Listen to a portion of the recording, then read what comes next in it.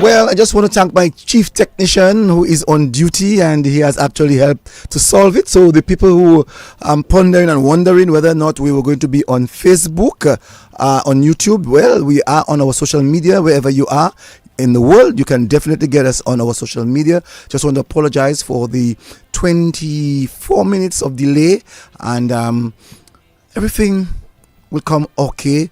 So we have with us in studio of Felix Henderson, formerly known as Studio 2. Just want to say good evening to Mr. Ken Robinson. Thank you very much, and good evening to you and all your listeners and viewers. And I'm happy that you're here with us tonight, Ken Robinson. Well, I'm happy to be here. I hope I can be come up to the standard of your program. Well, a person like you, sir, I expect you to be up to that standard. I can only say It's a program where we try to understand the lives of people. We see people sometimes and we wonder how comes they become so very successful. And everybody that I've spoken to, they have given me or they have walked us through to make us understand, the purpose in life and how they were able to achieve that purpose. So tonight you're going to be here with us and you're going to help us to understand who is Ken Robinson. So you're asking the question now. Right now I'm asking, who is Ken Robinson? Ken Robinson. Ken is actually a household name, but the baptismal name is Edric. Edric, not Frederick, not anything else, but Edric, E-D. And is it French or is it English? I realize you just made mention and you roll your tongue. I roll my tongue so people will know it's an R that's in there. Edric.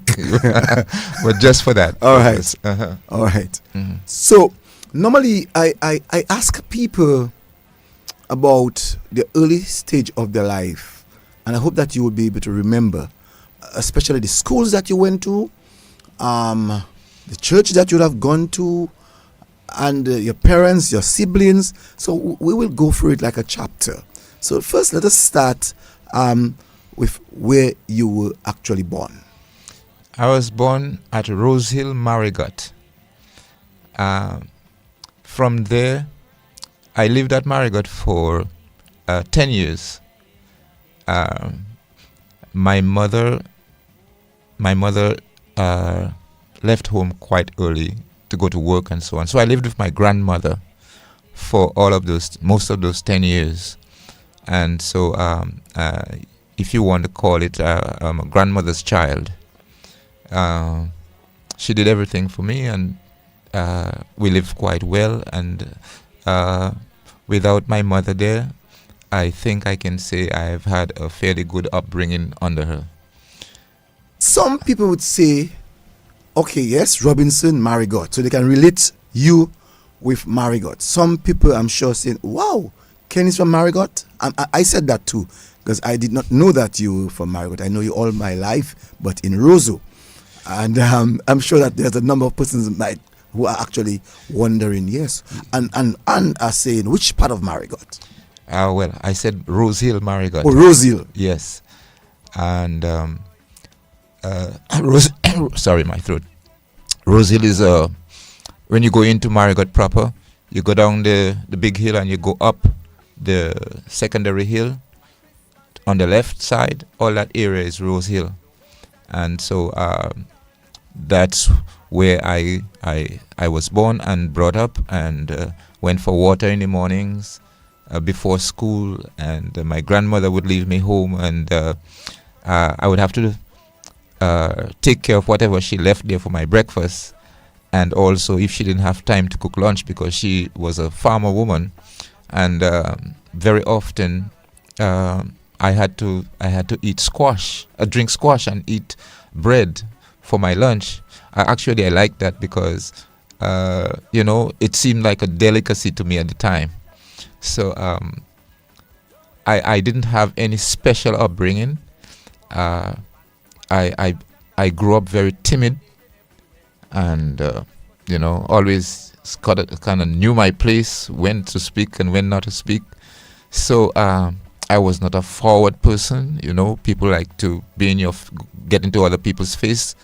No, I think I was quite shy, and I wouldn't be found in between big crowds or on stage, so to speak. The on stage part came after I came to Roso, but at Marigot, I went to the Marigot Infant School, where I was taught first by teacher Doctrove. Got Doctrove from Goodwill. She taught at Marigot for the early years, and I was one of her pupils in Marigot. Well, what you call kindergarten. I went to school when I was 5.5. Couldn't go. You couldn't go to school before 5, and I couldn't go to school before 5.5 because when I was 5, when the year started in January, the school year started in January. Everybody went to school to start in January. So because I'm a July born, I lost the first 6 months before I went to school. So I went to school when I was 5.5, and I did everything that any normal child did at the time. There was the environment at that school. I can still remember it vividly because it is next to the sea.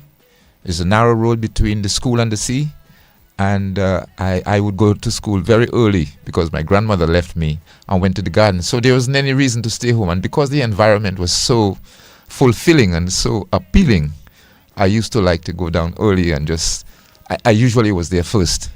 There was a gravestone in the yard, so I would sit on it and ride it like a donkey and watch the sea. Sometimes when the sea was rough and so on, and watch the fishermen going out to sea and wondered if they even cared for their safety, because to me it was recklessness to go out at the time. I mean, I wouldn't be able to conceive those words, but I just thought it was dangerous for them to go because the sea very often at Marigot would be muddy because there was a river coming right down into the area where the boats went out, and mud went out a fair distance. So whenever the rain came down, it didn't have to take much. There was a lot of dirty water, and to see those fishermen going out, it used to intrigue me. So I have that special memory which I carry with me all the time. And as you're saying this, you said that you are you can consider yourself a grandmother's child. Many people that I've spoken to have spoken about their grandmother raising them as boys or as girls. Mm-hmm. Tell me some of the vivid memories that you would have had of Gran. You said about eating bread and drinking squash. You said that she went to the garden. But give us some of the fun memories that you would have had with Granny, the things that she would have mentioned to you that you would remember today that would have helped you to be who you are. Well, my grandmother was a very private person too. Maybe you can say my character was built on watching her, how she operated. You would never find her in a quarrel, and so what should I say? She didn't do anything too exuberant, too exorbitant, and she was mainly a garden person. She would go to the garden every day, and I would join her on Saturdays. When there's no school, I had to go to the garden because no point staying at home alone. And so I used to enjoy it because to go to the garden, it's at least a half an hour's walk to reach the garden. And if we left home at 6 o'clock, it had to be that early because you had to catch the sun. You had to take the coolness of the day before the sun comes up. So you able to tell us the name of the area? Craig at Marigot. When you go into Marigot, just past Rose Hill area, you go further inside to the right, you go to where Will Stevens lived, and you take that road all up. It's actually above the airport on the other side of the river. So that is the Craig area. And I spent a lot of time there. I remember even as the Christmas is coming along. Uh, One time I was riding a tree. I was a little boy, maybe six years old, and singing jingle bells. I don't know where I got the song from, but I only knew those 2 or 3 lines, and I was singing it over and over and over until I got tired. So I spent a lot of time in the garden, and you will know that when you were born, at those times they used to bury your navel with with a coconut tree or something like that. So I had a coconut tree buried on top of my nails, and I watched it grow until I could eat a coconut from that tree planted at Craig. So Craig had a lot of things. Now I can't or don't go there anymore because my grandmother died some time ago, and I left Marigot because my interest in Marigot had died. Before we go there, because there's still more some things that I need to get from you in Marigot. Now your mom. Tell us who your mom is or was. I was born to Leona Nelson, who later became Leona Pierre. Pierre, the association of the Pierre is with the chief of police Pierre, who was Ensley Pierre. And I lived in that house when I came to in that household when I came to Roso to live with my mother. So my mother is still alive. She's 93 years old, but she lives in New York. What about your dad? My dad was Davis Robinson. He died in 2013, and he was from Marigot but lived in Portsmouth.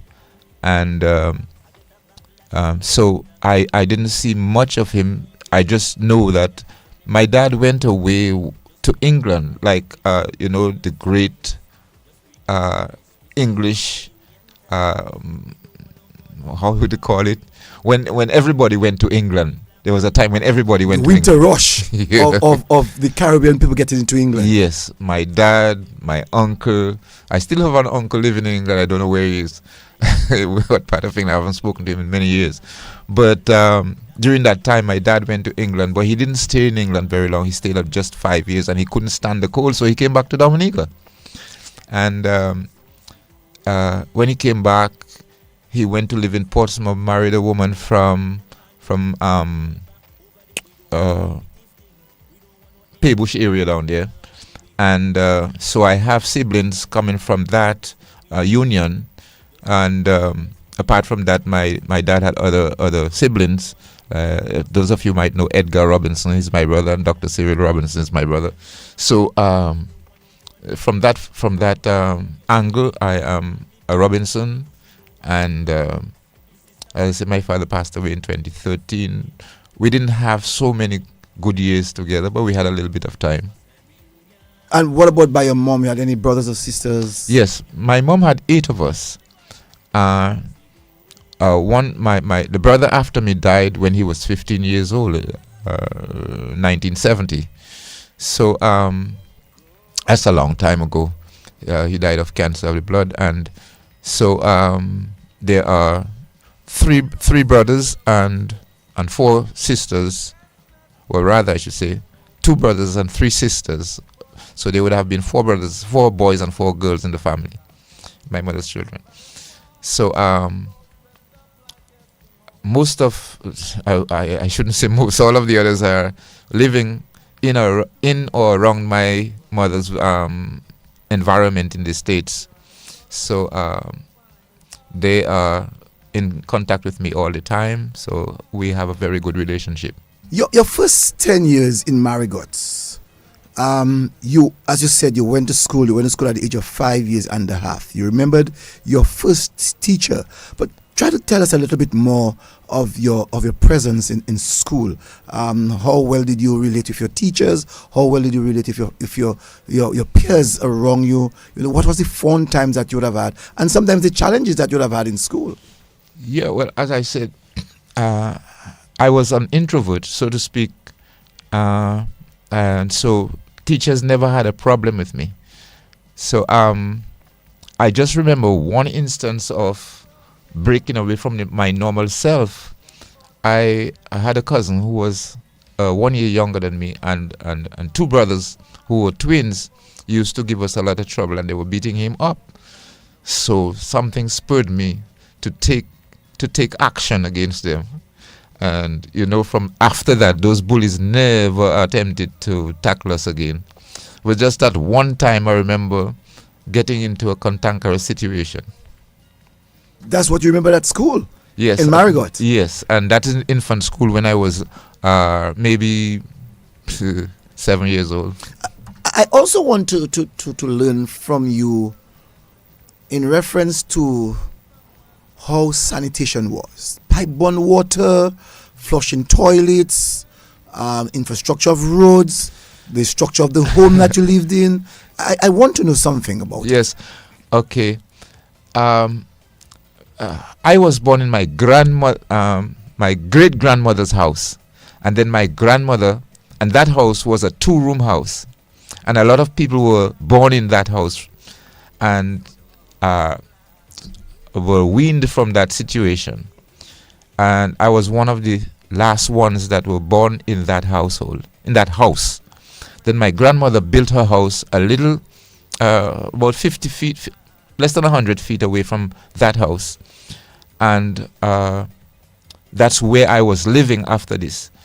And I even remember helping to build my grandmother's house, because at that time, we don't care about safety. We climb up on the house and things like that. So I was doing all of that, learning to put shingles even at that age, because the house was a shingled roof house. So I remember the old man who was on the house putting the shingles. He used to be drunk regularly. So when that house was built, I got to live with my grandmother. A 2-room house later on became a 4-room house. Especially when I was working, I would help her to do all of those things. So the roads now, I lived from the main road about 150 yards uphill from the main roads, above Teacher Rachie Linton, and who lived closer to the main road. There was a pipe for that supplied all our drinking water right at where the road that I lived on up the hill intersected with the main road down a little further down. So we got water from the road. Well, other things you saw, people bathe in the pipe water. Everybody in the morning times, there used to be 8 or 10 children filling their buckets, something, and just doing children stuff, filling, taking away, quarreling, who was there first, and filling their buckets, because they didn't have anything like water in the house, in the house environment. Everybody had to fill up their buckets before they went to school. And an offshoot was that without water in the house, there was no water toilet. So there was the outside toilet. So and the inside commode, so to speak. So you had to dig, like many other communities, had to dig this big hole. Yes. And create that small shack. Yes. So that you could relieve yourself. Relieve yourself. Yes. Wow. So we can say almost every community, not almost all communities in Dominica actually had public latrines. Yes, well, not public. Everyone had their private latrine. Yes. And that still goes on in Canada. What? That still goes on in Canada. What you're saying is going on in Canada now? Latrine. Outside latrine, yes. That still in goes on. Canada? Certain parts of Canada. Yes, in the bush. Not in the cities. Mm-hmm. But that still goes on in Canada. So, can we quote you by saying that? Of course you can quote me. Just, but even now, when they show those pictures, they show pictures if it all the time showing that they make their latrines outside. But that's not in the city. I say in the countryside where there is no water. Okay? And if they have to make a latrine, toilet inside of their home, they have to build a water system, because otherwise there is no water system coming into their house. there is still that kind of activity happening in places like Canada. No, people like you then, in this case, would not have seen, in your early time, would not have seen electricity. So you'd use bullseye. I saw bullseye and I saw electricity after that. Electricity came into Marigot after I left Marigot and I was already working. So at night, like now Christmas time, you're indoors since 5:30 because the sun is Marigot is on the east side, so the sun sets early. So at 5 o'clock at Marigot these days, it is dark. So by 6:30 you are asleep. All right, and it was like that for everybody because there was no activity for you to be involved in. There was no television. Even radio was not a popular thing when I was a child in Marigot. Not even radio? Even radio was not a popular thing when I was a child. So the few elites would have had radio. Basically, that's what you're saying. Yes. Few people would have had radio when I was a child. But things just happened very quickly after that when I became like 10 years old. But it just happened all over Dominica at one time. So it's not strange that anybody who is at my age would not have known radio when they were 5 years old. And maybe the very first time you heard the radio, it was a strange thing to you. The first time I heard something playing from radio, my stepfather, Mr. Pierre, just after he was married to my mother, he brought a gramophone up to Marigot. And, the gramophone wasn't electrical. He used to have to wind it up for the...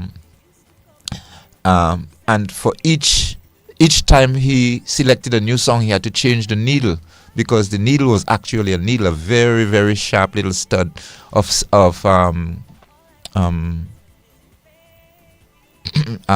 very shiny little stud with a very sharp point that followed the grooves on the vinyl record to play the music, and it came from what looked like a... We call it a speaker. That's the only way I can talk about it. But it was just a circular thing with a tube running back into the area where the song was picked up and then pushed out through. If you know what a megaphone is, the type of thing that you put in your mouth to speak without an electrical attachment, And that would have intrigued you. But yes. That got you very interested. Yeah. And I could imagine that you looked at it the very first time, you looked at it very, very, very closely. But of course, at the time now, that's the only thing I could do, just watch. I cannot play it, and I could not play it, and I could not get close to it because that's a novelty. And, but he used to like those things. He always liked to play music. So very early in his life, he got attached to musical things. So that was the first time I was witness to any sound coming from a mechanical device. Normally, when boys or grandchildren raised with their grannies, one of the things that the grannies in those days would make sure that you do was to go to church. Was there any difference for you? There wasn't a making sure. She went to church, so I had to go. And all of that, usually... That's the time you get your Sunday best, new shoes, which you like to put on every Sunday. So there's no fighting because you want to put on nice clothes for you to go to church, for you to be among other people. So that was, to me, there was no forcing, or there was no deciding that I didn't want to go to church. I went to the Catholic Church. Now the Catholic Church had a branch in Marigot, but the main church was in Wesley. So at times like festive times, when they had Good Friday was always in Wesley. And without much transportation, we had to walk to Wesley most of the time. Walk from Marigot to Wesley, which is 3 miles from my home. 4 miles from my home, to be exact. So we had to walk that whole distance. So if you're going to Wesley to church, on a Good Friday, you have to leave Thursday afternoon at 2 in the afternoon. Walk all the way past the airport area. There was no airport at the time. And cross Londonderry and go to Wesley. Well, I always liked the Wesley environment. It made me feel that I was that I had left the country and went to another country. I like that. Yes, I like that. What was different if Wesley and Marigot at the time? Wesley didn't have any difference from Marigot. They both have a lot of mud. Yes, mud on the street, so it wasn't any different. But where I went, we had a house close to the Catholic Church at Wesley, and it was just that breeze coming up from the valley, from the sea, that I love to feel on my face. When you go to church, we talk about Good Friday, so you go to church for the evening, right? Well, I was never a person who liked to go to church in the evening, so evening wasn't the thing for church at that time. I don't remember. No, so Good Friday, because there was no electricity. You must remember that. Yes. So evening church wasn't a very popular thing. So hold on, you're trying to tell me that not even in church you had electricity, no generator. No generator at that time. I remember long after that the church got a generator, but that was long after I became a bigger person. So how the priest would have had his ceremony? Daytime, and yes, afternoon. How would he be able to speak to the hundreds of people that would be coming to church? Even now, most of the churches, when you speak in them, everybody can hear. But it's a prestige thing now to speak through a microphone. There is no real need all the time for a microphone. The priest spoke on his pulpit and everybody heard. When I came to town, same thing happened. The church was bigger, but this priest, for the earlier part, before they actually got a system in there, where the priest used to hook a microphone on his gown, and for a long time I didn't know why he was doing that. But until that time came, it was purely through the air. So how were you getting back? Because you had to walk 4 miles from Marigot to Wesley, and then you had to walk 4 miles again to go back home. Yes, very often we had to do that. So for you not to be caught on the road, you had to walk early afternoon, and you will walk 4 miles in 4 hours or less. So if you leave Wesley at 3 o'clock, before 7 o'clock, you'll get home.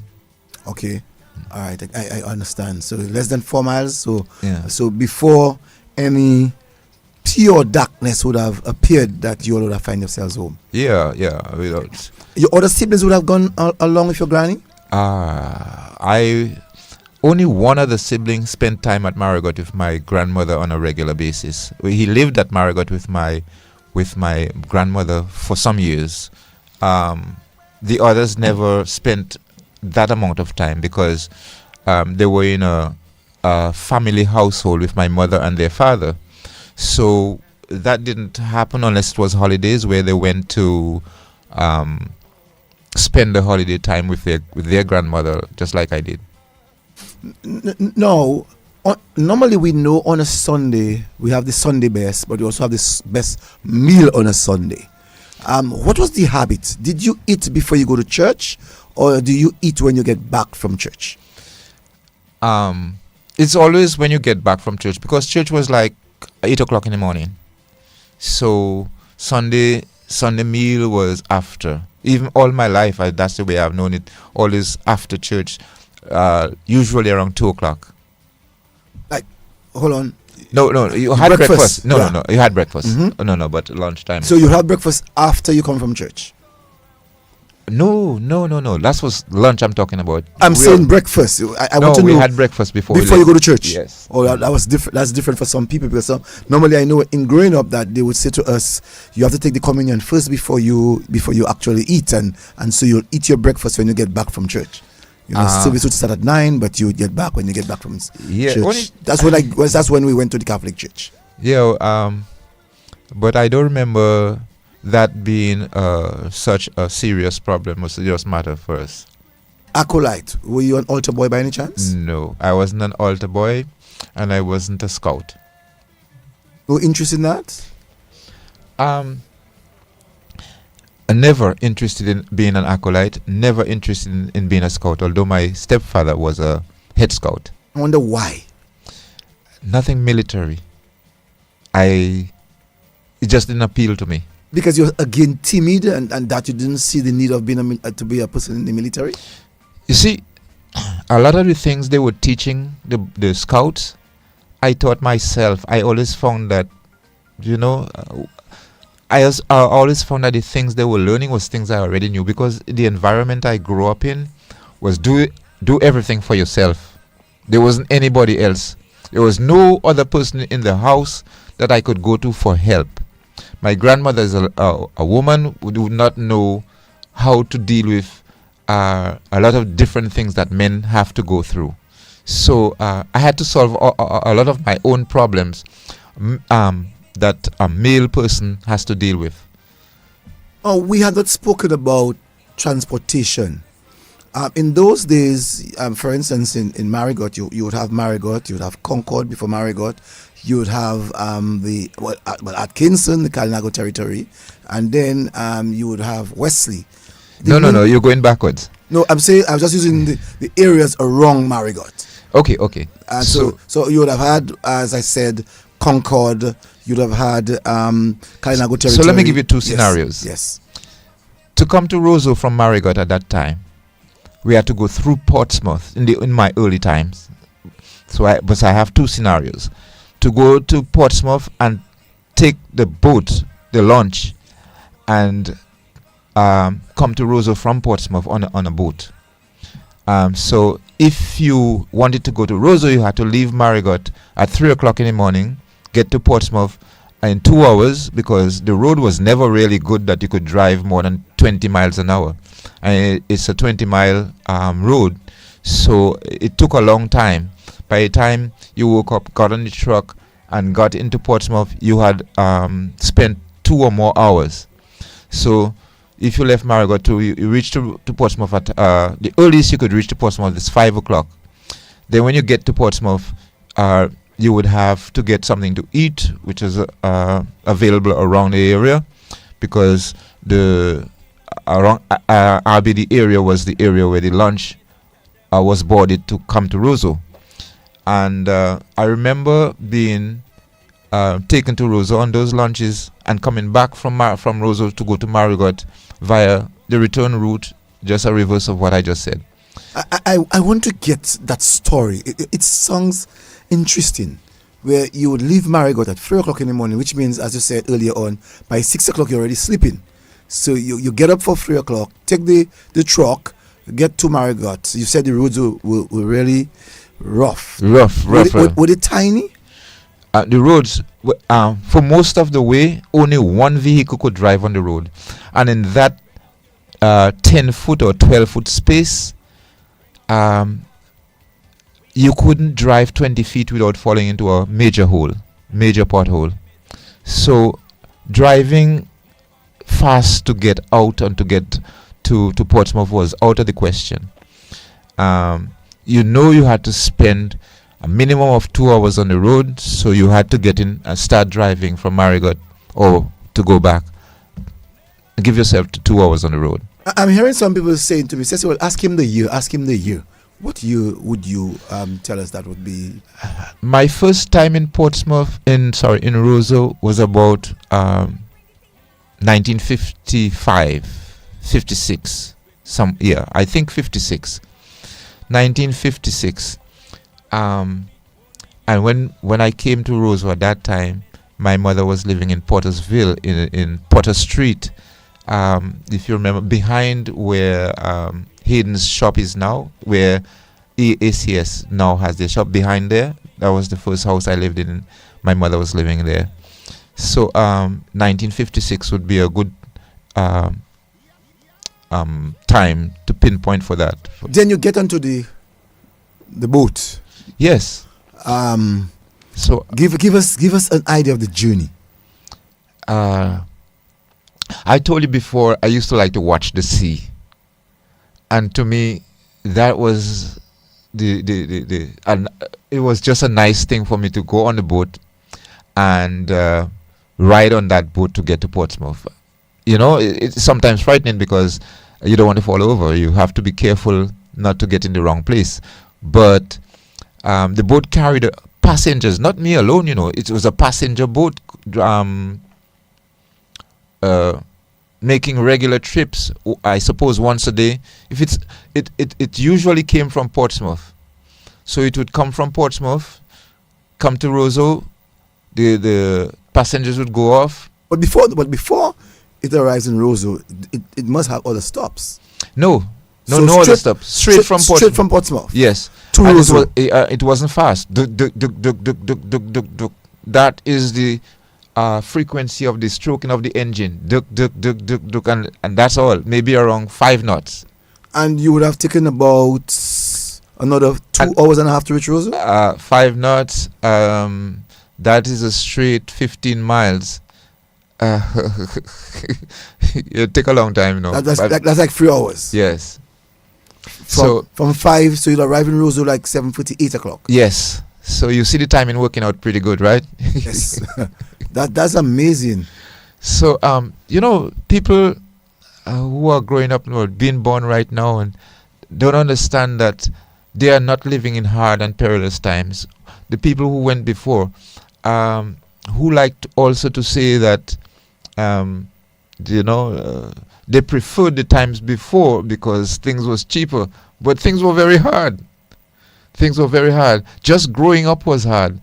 One thing I didn't tell you about is there's a river. We talk about it like a gutter, but it's not a gutter. That's how Margot feels. It's a gutter. It's a river, a tiny river. Where we went to wash our dirty plates and so on. So you didn't wash dirty plates inside your home because you'd have to carry the water. So why carry the water and come and wash it when you could just take the plates and so on to the river, which was 10 minutes walk down a hill, and if it's wet you will fall. So and wash them there and then bring them up. And all of those things or chores that anybody growing up in any society in Dominica would experience, because it was just the way of life. It was just what had to be done. So I had no special upbringing, just that I enjoyed life because that was all that was all I knew. No, I want you to tell me your experience the very first time you get to Roso. Just looking around, I couldn't believe what I was seeing because you come into Roso and you're seeing all the houses along the coast, and then you get off the boat, being careful not to fall in the water when you're getting off. And really, I can't go exploring because I'm just now 7 years old. So my grandmother and I, we go into the city, and very often, I'm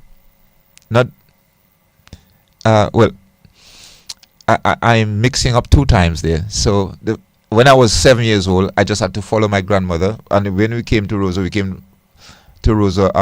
with a purpose, maybe to see my mother, because I wasn't living with her at the time.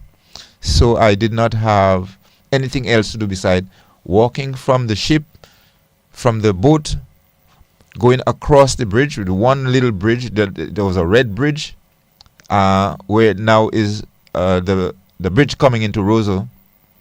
That's the Insula Black Bridge. Yes, now it used to be a red bridge, and it got broken down by a flood in 1970, and so that's how it got rebuilt after 1970. But that bridge brought traffic in and out of Roso, but there was not so much traffic. When 2 cars met on both sides, which was not very often, they would just wait until one car cleared the road and then go across to the next side. No problem. Not like now, where everybody's trying very hard to get nowhere very quickly. So you arrive in Roso, you spend a night, You saw more lights, or you saw lights. No. I when I was that age, I didn't have to come to Roso to do any kind of shopping. When I came to Roso, I came to spend a little time with my mother, which would be during the holiday time. When I told you I was mixing up two different times, was later on I came to Roso when I was to do different things when I got a little bigger, just before I was 10 and after that. So before, when I came to Roso as a child, I came with my grandmother, going to my mother's home, spent some time with her. Then we went back to Marigot, back to live at Marigot. When I got bigger, I was doing trade now. I used to make things like, but I shouldn't start there because there's a different experience how to come to Roso. Because by that time, in 1955, the Insula Road was built, or was being built. Before we speak about that, what I want to know is your first experience in Roso overnighting. You would have seen bigger houses, you would have seen better roads, you would have seen lights. Give us your experience about that. I cannot really tell you, but I figure I was overwhelmed by that experience, and I figure I just learn things according to how things go along. I sometimes, very often, don't allow people to figure out if I know or not, or don't know something, but I'm figuring it out. So that's how I evaluated a lot of situations and other things. Then okay, I understand that, but you could have sensed that life in Roso was totally different from life in Marigot. Exactly. And did you wish to be living in Roso by seeing just what you were able to see during that time? Roso was a little frightening for me, I believe, because a lot of the people on the street only spoke Patois. Patois was for everybody on the street, and we didn't speak any Patois at Marigot. So 90% of the time I didn't know what they were talking about, and that was intimidating for me, not in the sense that I was feeling that I was in any danger, but if I don't understand what you're saying, I can appreciate your company. So, and that happened for a long time, because I can understand Patois now, but it's still a tight tongue thing for me. That is amazing to hear. In the early days, that quite a lot of Creole Patois was spoken. Although you had quite a number of people who actually was from Roso, and their children would have maybe be involved in the English language at school, because I was told that Creole was a difficult thing for people in the city or people in Roso to speak. Well, yes, a lot of people didn't want their children to learn Creole because it was associated with a lower standard of living. When I came to Roso, in the house where I went to meet my mother the first time, there was a backyard cottage where another family of 4 lived, and the mother spoke only Patois to the children. So when they got out of their house and we got out of our house, we merged in the yard. It became more like one family. Just goes to show you. And we exited onto the street through the same gate. So and I found a lot of that situation in Roso. I could look, because the house where I lived in had an upper floor, so I could look over and see how the divisions of the house of the lands and the house lots in the area were done. And I found that around every house there was a galvanized fencing or some kind of fencing, and we didn't have that at Marigot. Marigot was, everything was open. In between houses, bananas. So you make use of the land, not block it up with useless galvanized. So I didn't have that to deal with. I just showing you that Patois was what I had to deal with, as a person coming to Roso and encountering everybody I encountered, if they couldn't speak English, it would pose a challenge for me. Now, that same household, there were two boys and a girl who I could get along with quite nicely because they all spoke English, but the mother didn't speak any English at all. That is so strange that you're hearing so much Creole in the house, and when they get out, they actually will speak the English language. Yes. Well, actually, they spent a lot of time on the street because the house was kind of small and didn't have space for them to stay inside. So they spent a lot of time with their friends who spoke mostly English, young people. So the yard in Marigot, I just want to find out from you, the yard in Marigot, how many? We had 3 houses on the champion lot, the entire lot. Mm-hmm. Okay, my grandmother, my grand aunt, who had 7 children, and my great grandmother, with whom one of my great aunts was living and had one child in that household. So a lot of us were growing up. There's 6, 7, 8 of us in the yard, which are children, so to speak. And doing common things. Doing common things. Yes. And we all went to the garden. We all went to fish. Fishing was part of the occupation, part-time occupation at Marigot for most people. Well, not for most people, I say for a lot of people. And even so that my grandmother became a fisherwoman before she died. She owned 2 boats and engines and so on. And that became my job to make sure those boats were operating when I started to work. But there's a lot of things that people cannot really, maybe they don't associate with Marigot, but those things were prevalent. You said that when you were going to church in Wesley for Good Friday and so on, the airport was not there. What year did the airport was built? I think the airport was commissioned in 1957. Either 1957 or 1959. But do you know I carried stones on my shoulder and head to make macadam to build the airport from the Melvin Hall River and environments. Yes, I was getting to fill a truck, which took me days to compile 3 cubic yards of stone, which earned me $3.69. That was plenty money because I carried stones to build Melvin Hall Airport. So it wasn't built before I became a grown person. That's an amazing story. So you cannot just leave us high and dry by stating that you carried stones. Big rocks, big stones which were taken out. They were piled by the side of the road.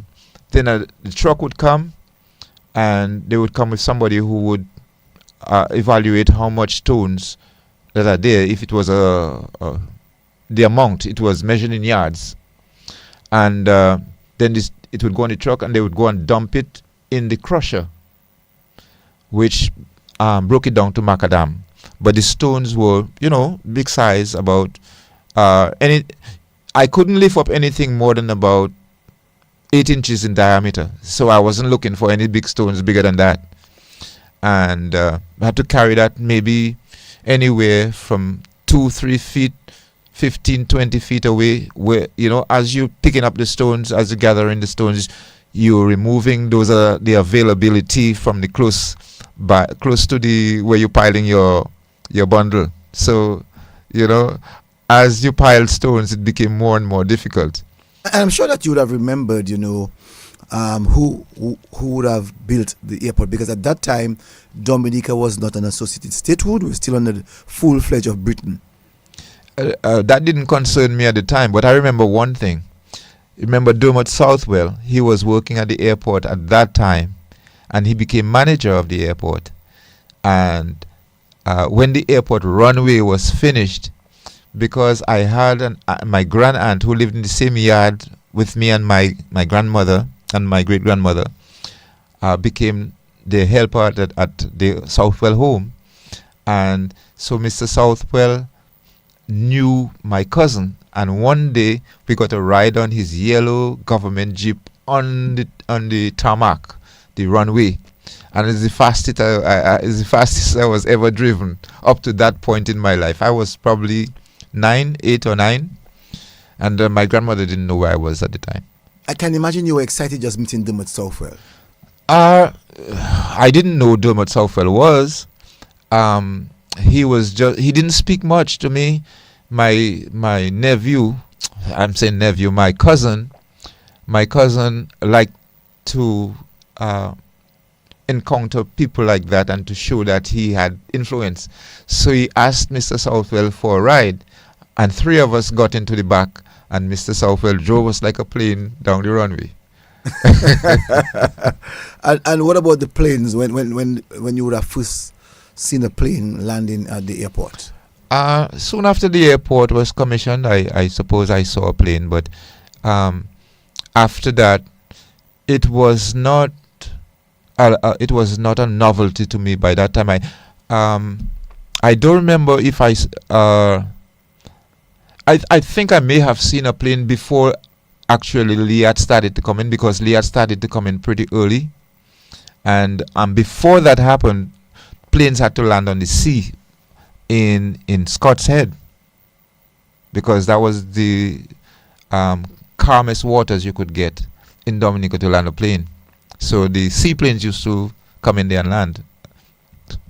And I like that you're making mention of that, because those history are not found, and so you don't hear people talking about planes was landing in Scott's Head. I mean, I heard of this. I have not had the full-fledged history of planes landing in the area. I think I saw one picture from that of H.H.V. Richards calendar some years ago with a seaplane in the Soufriere Scott's Head area. So that's what I'm telling you. I can't give you a history because no, I wasn't from that area, but I know about it.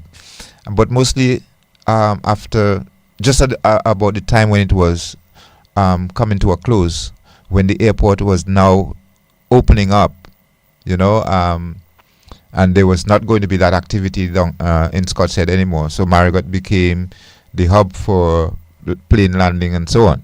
No, we have to talk about a little bit about the Insula Road that was built. Now, once upon a time, from maybe 1954-55, that you had to pass through Portsmouth to get onto a ship, a lighter, as it was called, to get to Roso. Now, you now have to pass through, is it Concord? Yes, there was Concord, and I even have more history in Concord, because my grandmother also had a garden in Concord. Imagine one single lady servicing 2 gardens. One was 3 miles away, and the other one was 6 miles away, and we had to walk to get to the gardens. Imagine walking from Marigot to Concord, and then crossing a river to go on the other side of the to the garden. And Is it that same river where the bridge is in the entrance of Pigua? Yes, but further than Pigua. After Pigua, we'd have to walk another 2 miles to get to the area. There's a place called Windblow, close to where Mr. Seraphin, who was Prime Minister, used to live. River Seraphin. Yes. And so, yes. So, my grandmother had a garden on that side, and we had to walk. So I will stop that story there. But to go further and tell you about the Insula Road, that part of the road was built, and we used to go to when the boat thing stopped, we'd go take a truck now and drive to what's the name of the area? That bridge that takes you out of the wet area. I don't remember the name of the bridge, but it was at the time the longest bridge in Dominica, and probably still is the longest bridge over that river that goes down to Pigua. But we arrived there, crossed that bridge, and from the time you cross that bridge, you would be in mud territory. And I remember the first time I encountered that, I had mud up to my waist. Now, as a little boy, my grandmother made me remove my pants, take off my shoes, and wade through the mud, which was reaching me up around my waist area. Now, if I wore my pants, I don't have anything to wear after I cross. So I had to take off the pants. A little boy, I don't care, and go across the mud. And that I remember this particular time when a landslide had come down and blocked the road for about 100 yards, and walking in the mud uphill and meeting an area where water is coming down, mud, and there was a particular spot that would swallow you up to, say, 2 feet in the water, in the mud.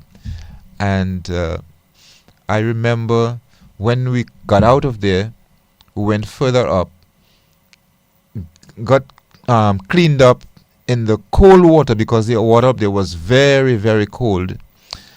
But there was no fridge. You had to you had to clean up in that water, and you're trembling with no bath towel to wipe you because you didn't come. It wasn't a holiday you were planning. And then put back your clothes, your shoes, or if you're a woman, whatever you had to, because women would tie their skirts around their waist. And if you're a woman, you can probably escape with just your legs in the mud. But I was a little boy, so the mud came up to my waist, and it was very treacherous. And we went up the hill, cleaned off, and then we got on another truck. I know Mr. Casimir, who had a shop before he had the shop. He was operating a truck, and he used to come up there to meet travelers who were coming from Marigot and in the environment from Wesley and further down. Because when the boats stopped going to when the boats stopped going from Portsmouth, the Portsmouth people were coming to passing through Marigot to go to Roso, and that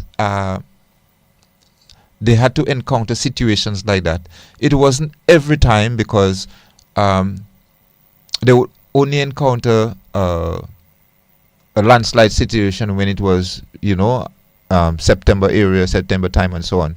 But there were a lot of landslides on that road, and very often people didn't reach in town before, say, 10 o'clock in the morning, when they encountered a landslide that wasn't expected, and they had to maneuver and find themselves across.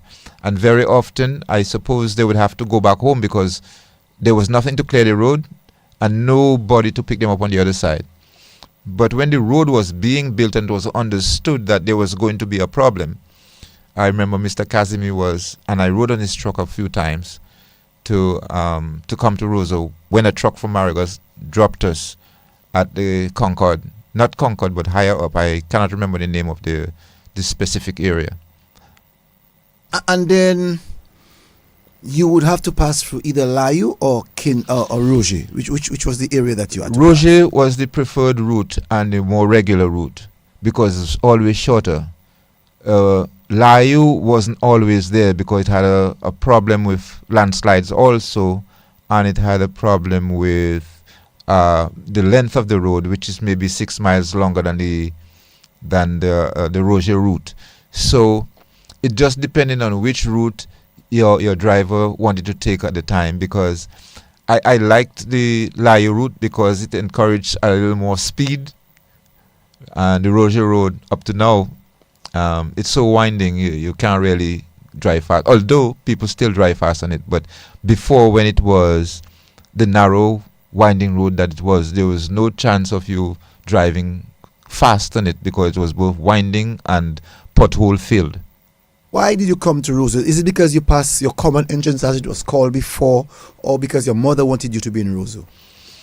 Okay, my brother after me, he was a little more forward than me. He was spending some time at Marigot with my grandmother and me, and he said when he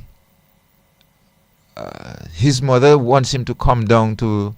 He's 7 years older than me, and he's making statements like he's going to meet his mother next year. I don't remember the exact words, but he said a time when he was going to meet his mother, and I just accepted that I was going to. So at that time I was 10 years old, and he was like 3. You know, so I came down at that time when I was 10, and I just stayed with my mother and started to go to school. And I went to the Roso Girls School. You remember what was Roso Girls School? Yes. The school by the stadium. where the stadium is now, Yes. resting. You're right. Green and white uniform for the girls. And so Blue and khaki for the boys. yes. So that was my first school. I remember my first day too, but it wasn't eventful. Why was it not? Well, I just remember the part when I was leaving home. I don't remember anything after that, when I was leaving home to go to school. Because there was a girl living in the area who used to spend a lot of time at home. And she was also getting ready to go to school, and she was dressed. And I saw she was dressed very nicely going to school and looking very pretty. So I can remember that. But after that, I don't remember the journey of walking to school or how I got to school. Up there, but I just remember that part, preparing to go to school that day. So now you are in Roso. What was your expectation now? You are away from Marigot. You are 10 years now. You are in Roso. What was your expectation of Roso? No real expectation as such. And I still live with that. Expect nothing. So whatever you get is a bonus. So I didn't expect anything. I just my life was just changing, and I had to adapt everything to fit in the environment, the new environment, because the environment was very new. I was coming into a household, and by that time we had left Potter Street and got into Stieber Street, close to the Catholic Church on that end there, because my mother and husband had built their new home there. So that is where I entered and started to live where I went to school from. So I had no expectations. I just found I had to fit in a lot, because when I came down to Stieber Street, there were a lot of boys in that street. And there was I don't want to call it a phobia or a dislike, but I had to go through bullying because I was from Marigot, you know. Even the way we spoke didn't appeal to the friends whom I would make later on, you know. I had to go through that. And they would also call me Marigot rather than choose to call me my name. So rather than saying an expectation, it was a bitter pill in my mouth to come to Roso, because when I was at Marigot, I never used to have to be told that you're from Marigot, or, you know. Being from Marigot was a plus for me. And coming to Roso and being told that it wasn't so positive as I thought was very untenable for me. But by that time, you know, as you said, you went to the Roso Girls School. Around the Roso Girls School, you would have had the hospital, the general hospital. Yes, the hospital was on the next side of the road. Yes. Where the ministry is now sitting down. So we had all of that, and the hospital was right there, and then there was a clinic next to the school on the same side of the road. But the structure of the roads remain in exactly the same place where they always were, as far as I know them. Nothing has really changed there. Bath Road, Hillsborough Street, River Street, always the same. What I found strange was what you fellas call Kawatozo, which I wasn't familiar with. You know what that is, right? Yes. Yeah. We didn't have that at Marigot. People just walk in the street. because there were no streets, and when it was 6 o'clock, you had to be inside. So with the lights in Roso, it created a new environment for Roso guys, Roso boys, to become cowards. I'm sorry if you're... No. We have been calling that term because that is the term of the yard. Right. That's the term of the Laku. So there's nothing to say. I am sorry. Yes, just allow me to fix myself because I'm experiencing a little bit of discomfort. Okay. Okay. So just want to make you know that we are speaking with Mr. Ken Robinson, owner of Robinson Enterprise, and also the founder and owner of Nature Isle Studio. Now it's known as Nature Isle National Foundation for Praise Production. For Praise Production. Yes. Okay. All right. And so now you are in Roso, and as you said earlier on, around you would have seen the hospital, where the cinema, the Awak cinema. There was no cinema there at the time. All right, yes. So the only cinema that was in Roso was where the Carib is still. Carib was before the hour. Yes. Okay, so what was where the Arak cinema was? What was there before? There were just some houses where people lived. I remember there was a house going from one street to the other side in Hillsborough Street. A yard. So there wasn't much there. Is it Don's yard? Is it Don's yard? No, I don't know who lived there. But no, I ask you, was it called the yard? Was it called Don's yard? No, I never heard that name before. Where the National Bank is, yes, it was called the Don's yard. Okay, yes, it was called the Don's yard in those days. But I'm not even looking as far down as National Bank. I'm looking as the Treasury. Yes. Where the Treasury is, there was a house there, and some people living there. I don't know what the association or how they happen to be living there, but it always seemed to me to be part of the hospital. Okay. And you would have seen the mortuary, you would have known where the mortuary was. Oh, I wasn't interested in that at all. I didn't know there was a mortuary there, though. Yeah, the hospital, you would have always found the mortuary around the area. Oh, okay, I suppose. Yes. But no, Ken, I also want to find out from you, from the Rosa Girls School, you moved to where next? I went to Chateau. Oh, you went to Chateau? Yes. Mm-hmm. And those of you who do not know where Chateau is, you go to Hillsborough Street, which are from Bath Road, and you go all the way down to what's the street, to the other bridge, to the bridge leading out of Roso. Is it River Street? No. Is it Hillsborough Street? Hillsborough Street. You drive down Hillsborough Street in the same direction as so where the Wesley High School is? Yes, Wesley High School building was the old Chateau. Mm-hmm. Roso Boys School. Experience in Chateau. Yes. Your experience. More bullying? More bullying, you know. Mm-hmm. But by that time, I think I was a little more up to it. So, and I knew where to pick my friends.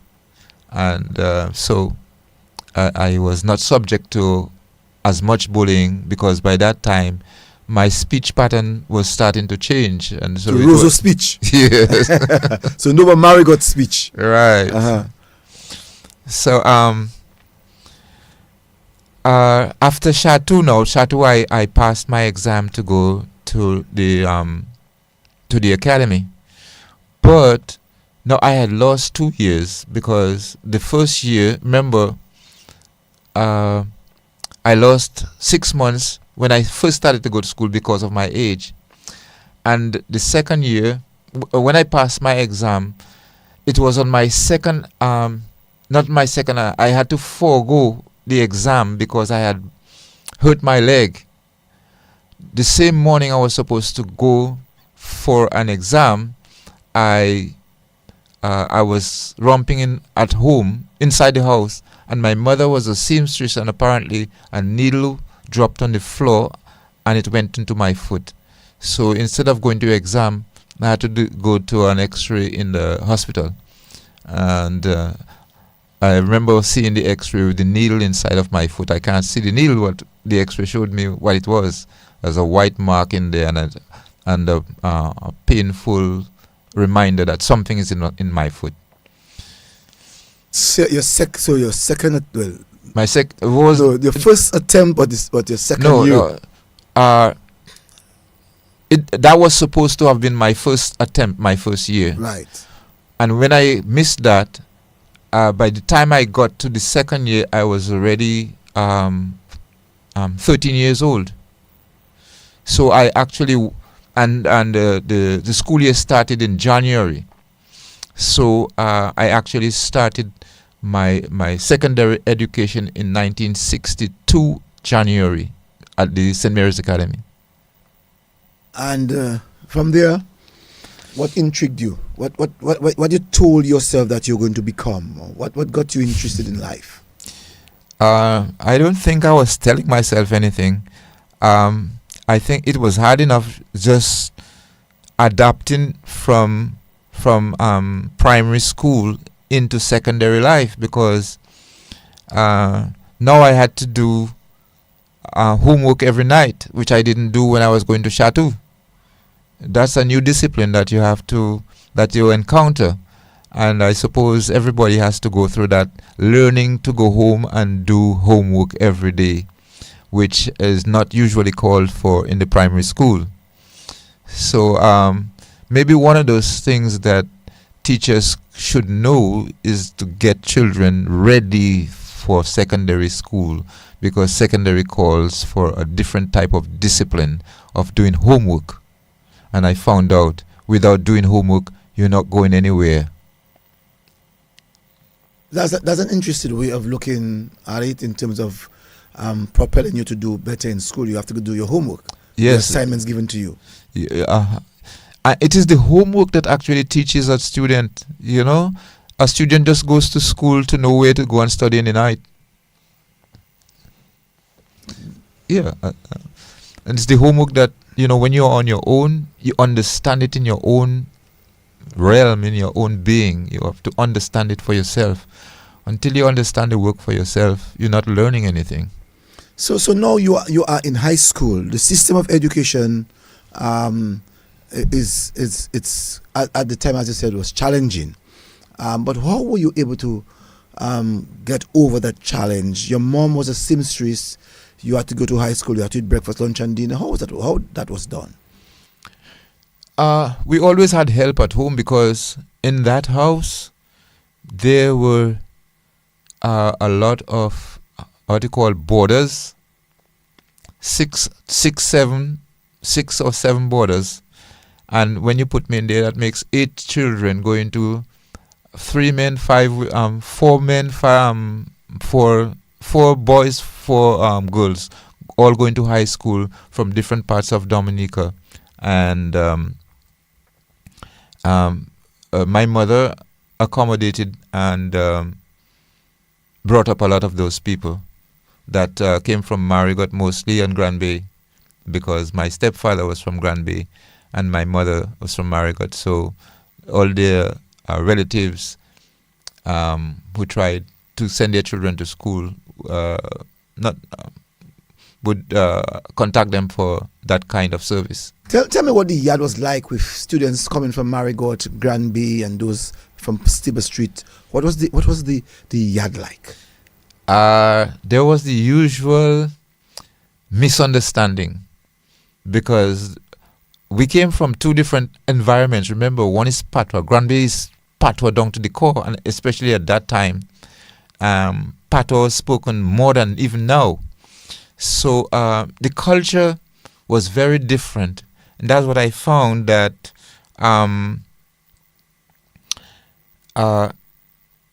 coming from Grand Bay, having to deal with people from Grand Bay, it's not that the people were different, but they came with a different set of values, and we had to get accustomed, we had to adapt to the different cultural behaviors of the other people who came from a different area. So that sometimes caused little conflicts, and again, you had to deal. There were girls and boys. The boys had their set of conflicts going, and the girls had their set of conflicts going. internally between the girls, and then there's conflicts between the boys and the girls. So, but all in all, the environment was good. I didn't have any problem, and I can't say that anybody was scarred from living in that environment, because it's just little conflicts that had to do with everyday things. No, in that yard, as you said, the people from Granby would speak quite a lot of Creole. Marigot people have a different, they would speak the dialect, which is Kokoy, I'm sure. But in terms of the unity among you all, how was that? How was that playing out? Well, I think everybody realized that they were there to go to school and not to make conflict. But once you have more than two people in a space, there will be conflict. So I remember general conflict and name calling and those kind of things, but nothing that would send anybody to hospital. No. So you start to move up. So you're in high school. When you arrive, before I go to that question, sports. Did you see yourself involved in sporting activity during that period?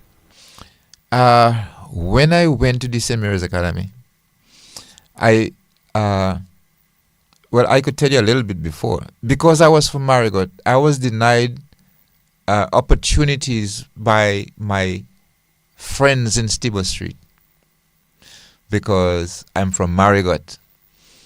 And that was a conflict that I couldn't solve. So I did not get much batting time.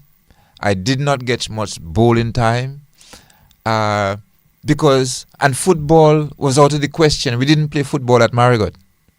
So I had to adjust my whole lifestyle. Whereas I could hold a bat because I used to play cricket at Marigot, I couldn't get to hold a bat in Roso because I wasn't allowed to. Because, even you would know, Cecil, if you go with your ball and your bat, you're batting first.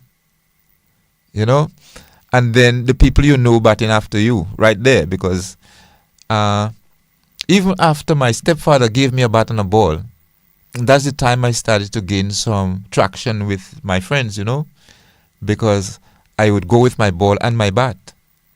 So I had to make friends with my with my assets. Are you saying that there was community segregation? Yeah. If you call it that. I had difficulty registering myself with my friends because they would complain. They not complain, but they would call me names. They would call me Marigot, and not in a good way. Not that I had anything. That is strange to hear, in this part. Not that I would worry about what they think about Marigot, but because of the way it was said, it was offensive, and I think I was denied opportunities I could have had if I was allowed to participate in a normal way. That sports extended to this St. Mary's Academy. You did not have much playing time. St. Mary's Academy never had a grass field, so there was basketball. There was a basketball court there, or a double basketball court at St. Mary's Academy when I went there. So the thing I tried to engage in was basketball, but I didn't play much basketball there either because it was also new to me. I didn't feel going to learn basketball at that time was beneficial to me. Your brother Robo did well. Well, played yeah. for the national team. Right, but it's two different people. Uh-huh. So now you are in high school. You are developing, and so you wanted to ensure that you are able to contribute back to your community. How did you do that? How did you go about doing that? But not from high school though. I never thought of anything like that when I was in high school. High school was for high school, and my high school days don't stop at St. Mary's Academy. So I went to St. Mary's Academy, and the first year in September, as soon as I went back to school after the holidays, because then the school year changed in September of 1963. It went from September rather than from January.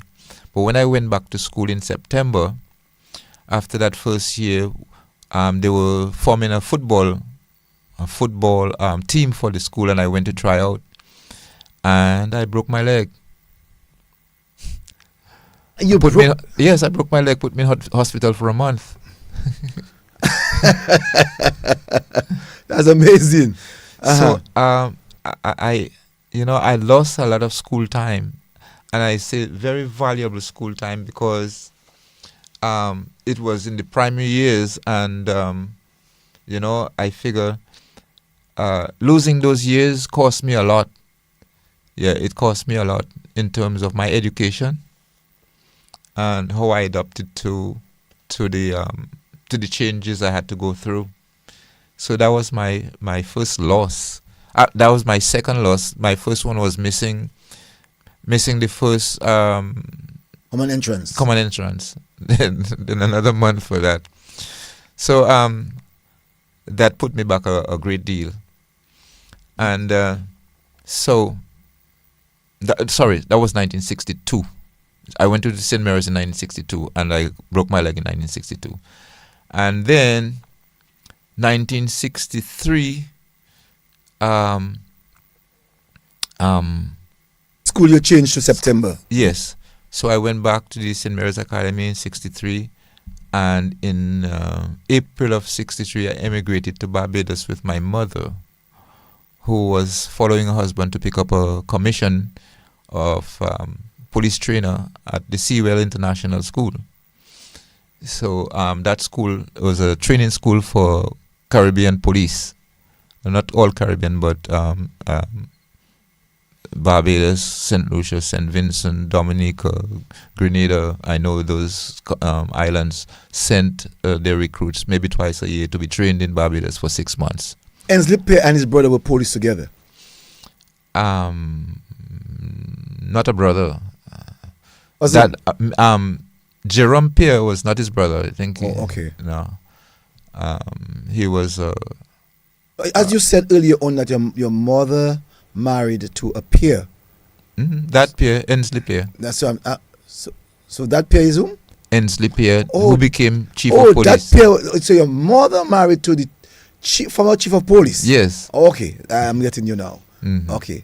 So that's when you spoke about Stieber Street earlier on. Yeah. When they lived for many years in the Stieber Street area. As a matter of fact, that house is still there today. Yes. Yes. So now you found yourself going to Barbados. You would have been in second form going to third form. I left in third form to go to Barbados, and when I went to Barbados, now they put me straight into fourth form. You see what's happening to me now? I become ahead of my time. And I lost time. So they put me in fourth form now. And that again put me at a great disadvantage, because I don't think I had gained a foundation sufficient to put me in that class. But at the time you're happy, you're going up, So, and I wasn't sure what I was going to meet, but I know it became difficult for me. And I think it was those things.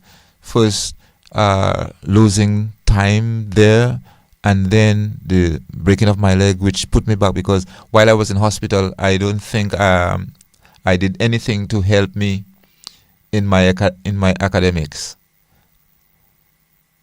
And so you're now into a new territory. Language is a bit different. Very different. Very different. Because how do you adapt?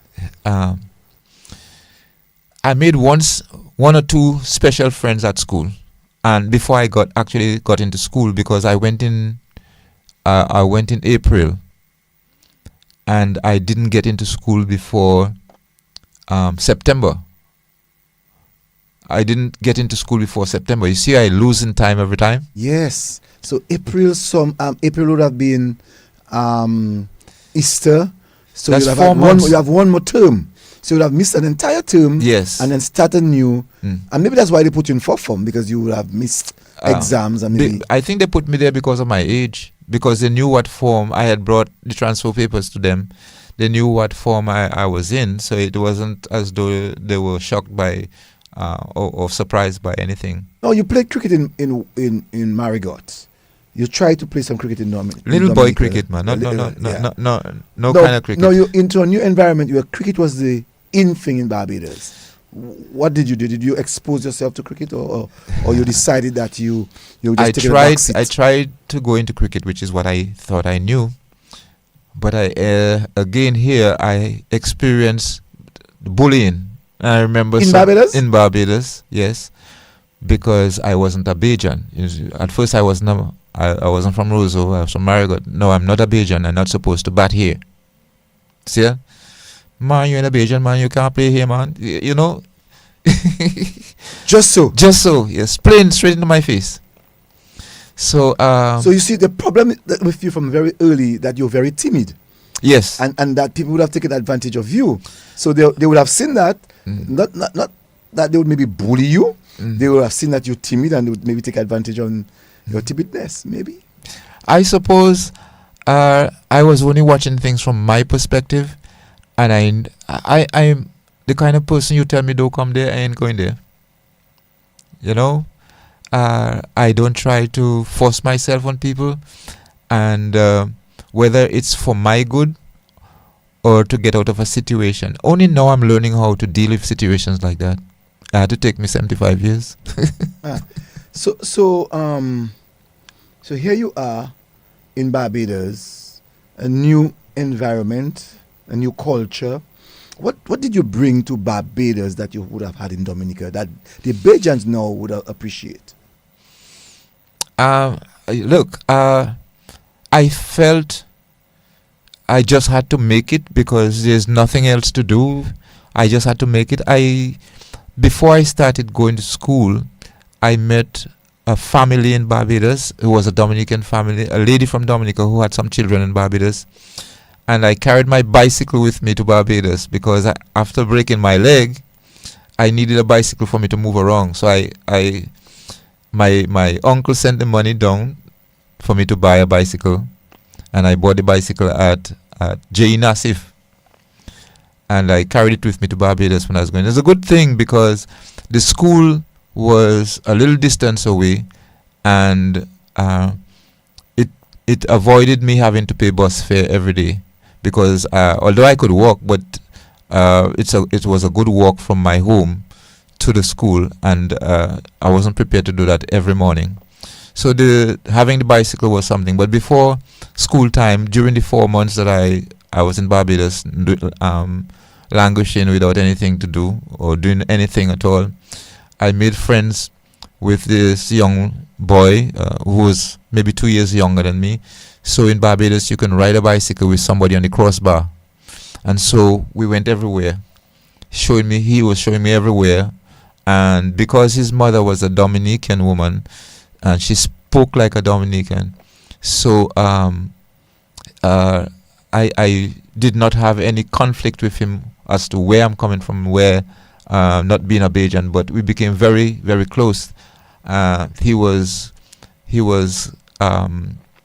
ready to ride on the crossbar to go everywhere and anywhere we were going.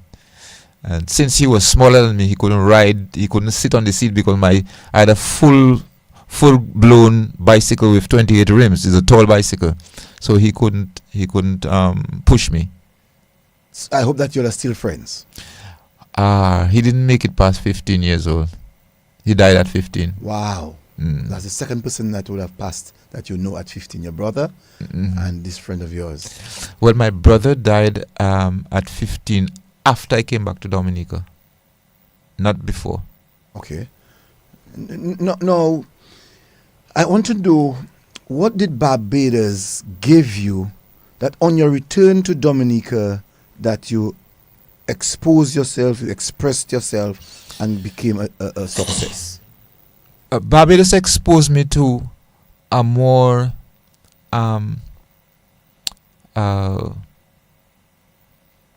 a society where people are more enlightened, so to speak, which I didn't find to be available in Dominica. That's what because of the differences, the amount of people you would come across, because of the number of foreigners that lived in Barbados.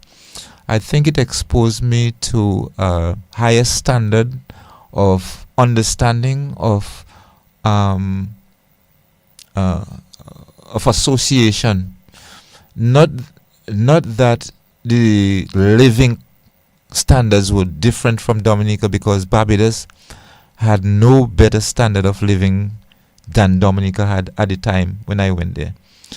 The lady I'm talking about, her house was a little house, 2 bedrooms on 4 stones, and then they piled stones around to block the foundation. So with an outside toilet, just like it was in Dominica. So it wasn't any different from what was going on in Dominica. And I think that was all over Barbados. Okay. Whether in the town or whether in the country area? I am talking about town, you know. The lady lived a stone's throw from the hospital in Bridgetown, Barbados.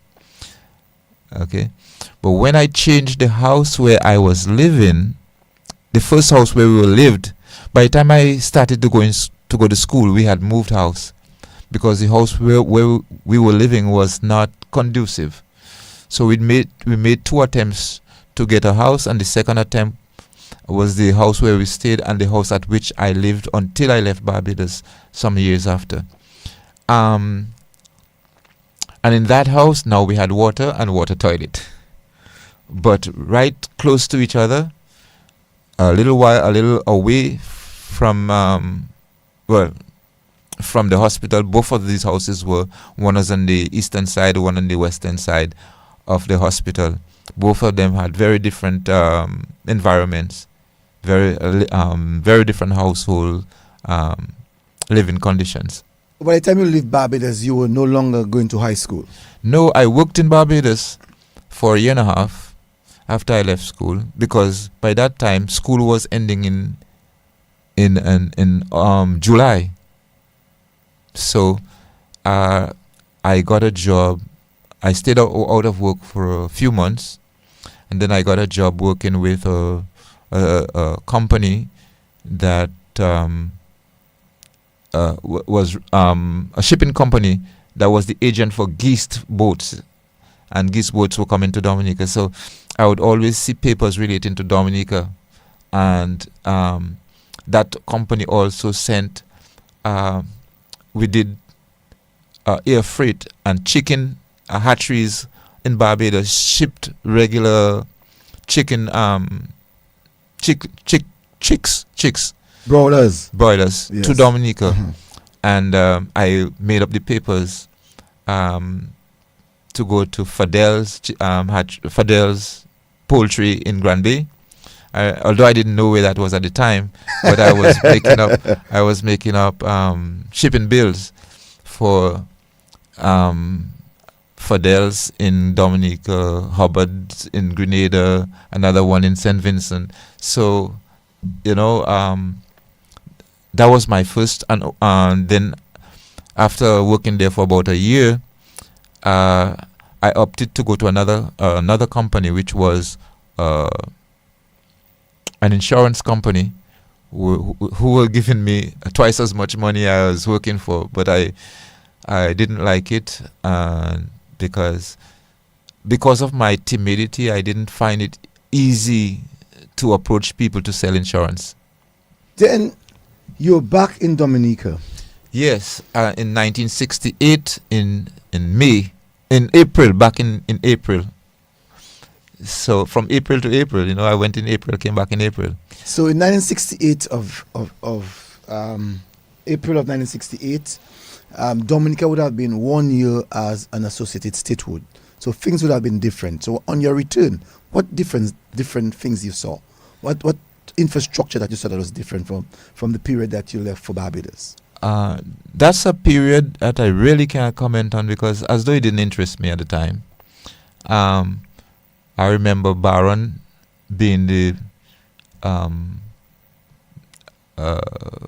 Libla would have been the premier. No. But Baron have been the Baron was before. Before in at least 58.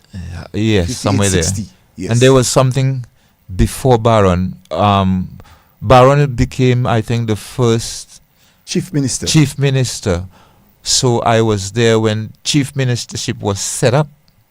And before that, we had Governor, yes. We had a governor, then from the administration of the British. Yes. Then you saw the first Chief Minister. Yes. And then you saw the first the second Chief Minister who became Premier. No. Libla didn't become Premier. Patrick John became Premier. Patrick John became Prime Minister. Prime Minister, sorry. Libla was Premier. Premier, yes. In Premier 67 of March. Yes. Right. So now you are here in Dominica, and your mind must be ticking as to what you really want to do, where you want Dominica to go. As an individual, what was your mind ticking on? Sorry to tell you that, but that wasn't concerning me at the time, nah? I didn't have any interest in where Dominica was going, or if Dominica was going anywhere. I was just living a boy's life. So at what time, at what period of your life that you saw the transformation of Ken Robinson wanting to go into the business of television, into production, and into business? So if I didn't say that you just missed out a number of years in my life, I would be really not telling the story, because we just went from 18 to 30. Oh, all right. So you were talking about 18, the cheeky life. So you were that time you started to make children? No, I didn't make children at 18. I started to join groups. I became a member of the Sifle Mutai Chorale. That is where I started living like a normal person, because there are a lot of girls in the group, and I then learned how to speak with girls, how to associate with other people, because Sifle Mutai offered me the opportunity for me to go in front of people and perform on stage. And so I used to play the bass guitar in Sifle Mutai. And during the time I spent with Sifle Mutai, I did, because I was working at Astafan. That was where I got my first and only job in Dominica, and I worked at Astafan for 11 years. So during those years, my years at Astafan, where I was in close contact with the female staff at Astafan and the females in Sifle Mutai, I learned to live among people that were different from me, and not in a home situation, because remember, we had girls living at home, but it was kind of different to be able to associate and to be going everywhere with Sifle Mutai. And I think I learned a lot of lessons from being in that group. While you learn a lot of lessons, it's important to tell us some of the members that you worked with during that period of Sifle Mutai. Sifle Mutai, you mean members of the group? Members of the group, yes. Jean Lawrence was the leader of the group, and Jennifer White, and Mima, and Bill.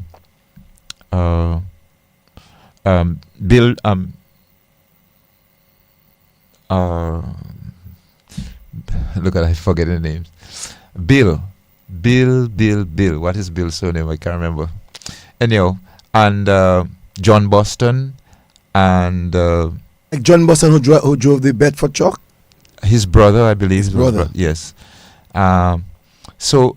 What about Allington James and people like? No, Allington was not in Sifle Mutai as far as I know. Allington was in Little Theatre. Okay. What about, and I joined what about Libla? Libla was in, yes, he was in Ewart Libla. Yes. Was with me in Sifle Mutai. I'm Low Black. No, Low Black wasn't in Sifle Mutai. Okay. I'm a little slow on the names because I have to recapture names. I'm slow to remember names. I'm sure somebody call or maybe send me a WhatsApp to tell me some of the names. I'm sure. Sybil Richards was one of those persons. You know, they were very interesting people. I mean, Zena Hector. I just as I remember, I just give you names. Somebody's giving you the names. I'm going to see if I get any names. You know, I know people give me some names. You know, someone said Arthur Smith. Yes. He said Oh, Peter Richards. no. Peter Richards, no. Mm-hmm. Peter Richards may have been later on, but he didn't. He wasn't with us. So yeah, I should never have forgotten Arthur Smith. Yes. So that's amazing, you know. And but you said that the group was able to make you to speak with women. How, tell me how. I need to know that. That's an interesting part for me. How?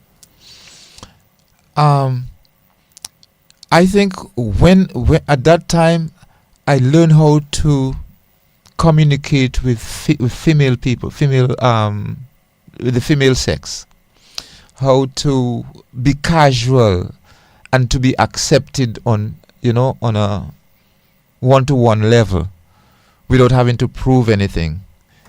So just hold your photo while someone is on the line. They want to say hi to you. Good evening to you, caller. Good evening, Cecil. Good evening. How are you? Great. Good evening, Mr. Robinson. good evening. I heard you want to speak with me, but you call me Ken. It's all right. Well, you are much older than me, so I have the respect. I like that. Go ahead. Cecil. Go ahead. Cecil, this is one of the best. Oh, my goodness. This is one of your best, Cecil. That takes me way back to the garden with my mom. Oh, my goodness. I can imagine. You know, as Mr. Robinson, you have so much history. Are you going to write a book? Wow.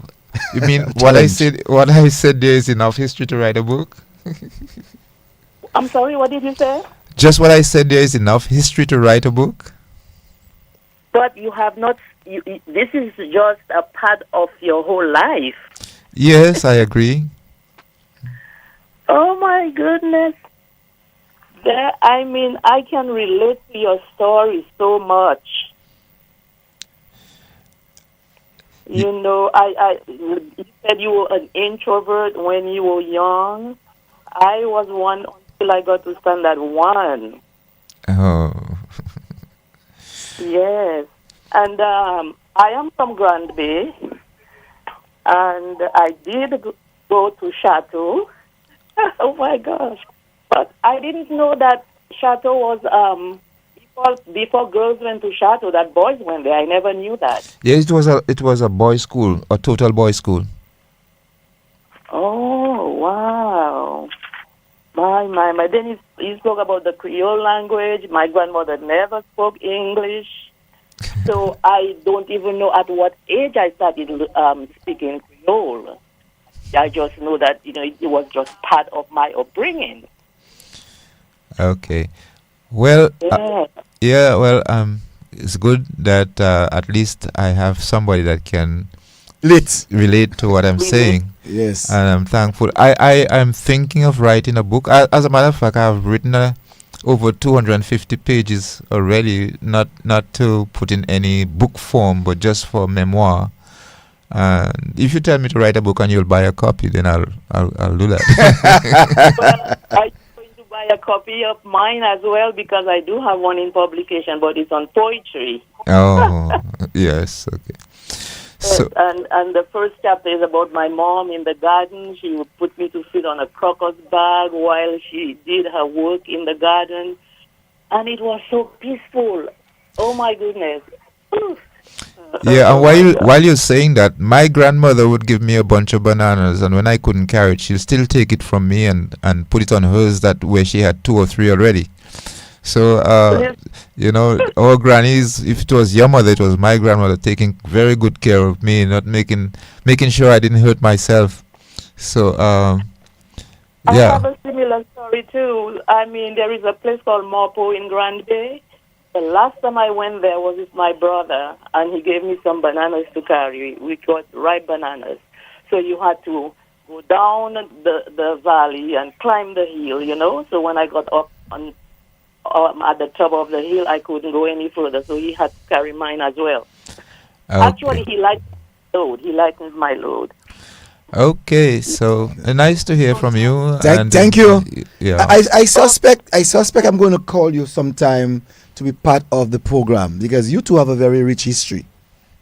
Oh, thank you. Yes. All right. Thank you very much. Yes. You are most welcome. Yes. Have a good night. You All too. right, thank you. Too. No, someone was saying to me, Billy Bruni was part of the group. Bill Bruni, not Billy. Bill, sorry. Remember, Bill, I kept saying Bill. Yeah, I don't know why I Bill. couldn't remember his surname. Bill Bruni. Yes. Rahim Bernard. Rahil Bernard. Yes, and Annette Toussaint. Annette Toussaint still around. Yes. So too. someone actually sent me those names. Yes, I told you someone's going to send me some of the names. All right. You know? There's still more. Yes. Yeah. And so really your life, you know, your life was something. Just listening to you was a very interesting one. No. So in that period, as you said, from 18 to 30, you would have gotten yourself involved in doing social work, more or less through singing. Yes. Actually, the main thing I did with Sifle Mutai is to play the bass guitar, and when we got into situations where they had to do anything commercial, I got in there because I was learning commercial activity at Astafans. And so all of those things, they sort of prepared me for what you wanted to ask me a little earlier, because without that background, I would not have been able to set up a business like working at Astafan from 1968 to 1979. That taught I went through accounts. I went through which is department where where I spend the most time, not doing accounts like an accountant, but entering data for the accountant. You know, the accountant would normally be the one coming over the books, but you had to prepare all those figures for them to enter in the books. So Astafan was just getting into cost accounting, and so I had to work on producing the cost of all goods Astafan bought from Dominica or from overseas. That was my job for a long time. I had to calculate the cost of the goods. The paperwork that came to me was a sheet with the information for customs and so if there were 5 items on that invoice, I had 5 different costings, so to speak, and I would use those figures, enter them into a document to send to the accounts division. And at one time, I wrote all checks that went out of Astafan and brought it to Mr. Astafan, Mr. Issa, Mrs. Dib, or one of them to sign, make sure everything is right. So I think those responsibilities put me in a position where trust was one of the most valued. Trust was one of the valued acumen you could possess. So I never had any problem with Astafan doing those jobs. I worked from 8 o'clock, and usually I would go home at about 7 in the night. It didn't matter to me that I wasn't paid overtime. I didn't know it was going to become something that I would have to rely on later on. I just lived my life the way I thought I should, and trying to make the people I worked with able to depend on me. I'm happy that you're saying that, I'm Ken, because a number of people tend to think, that you are leaving your home, getting to the job, and to get home at a particular time, and not understanding the experience that you would have been taught at the job that can maybe be used for future reference, in even sometimes in your own life. not can be. It is what you have to draw on at all points in your life from that point on, because you may have just been needed to make a decision in your job now, and then tomorrow the situation arises where you were in a different position, but you need to draw from what decision you made yesterday to be able to sail through that situation that faces you. So while I was at Astafan, I learned all those things. I learned how to run a business, so to speak. I didn't learn how to run a business because I was expecting to open up a business. But after Hurricane David struck in 1979, I realized that I wasn't going to go anywhere far if I did not make an attempt to do my own business. So at that point, after working for that 11 years in Astafan, I said, that's enough. I must make a move for myself. I got on a plane and went to Puerto Rico, which was we didn't have any way of figuring out things. My mother had attempted to start a store, a clothing store, and it didn't work for whatever reason, I don't know. So I knew she was going to Puerto Rico before me, once or twice.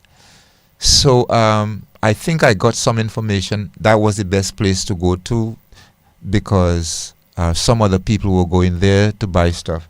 And I wanted to get some tires because I worked at Astafan in tires. And it is the thing, I learned tires at Astafan because I was trained to work in tires.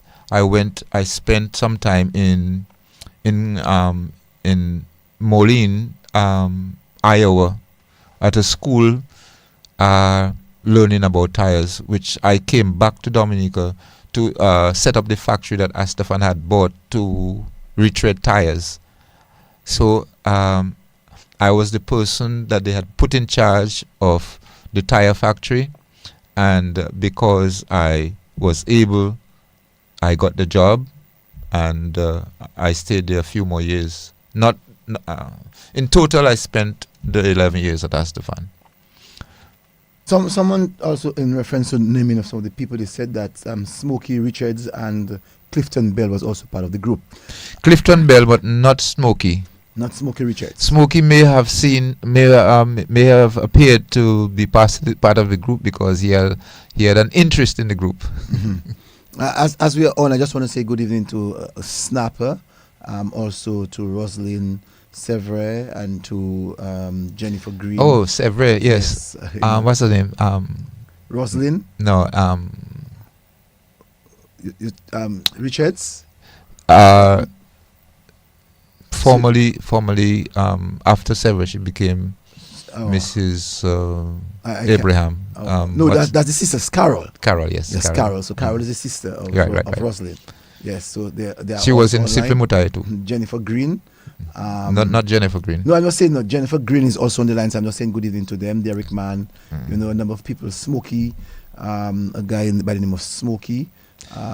Smokey's a Richards. No, that one is not. Is a Calypsonian. Oh. Yes, always tune on a. Oh yeah, I know. I remember Smokey. Yeah, and Maynard Chucky Man. A number of these people are on. Pablo Hamilton Joseph. I just want to say good evening to you all. I know that you all are tuned, and thank you very much for being in tune with us. What experience? I know that you have spoken about Astafans, but what experience that you would have been taught at Astafans that still stands with you today?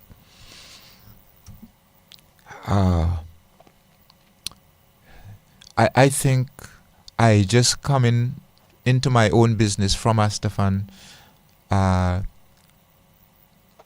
willing to do for myself what I was doing at Astafan, and not thinking about an experience, but having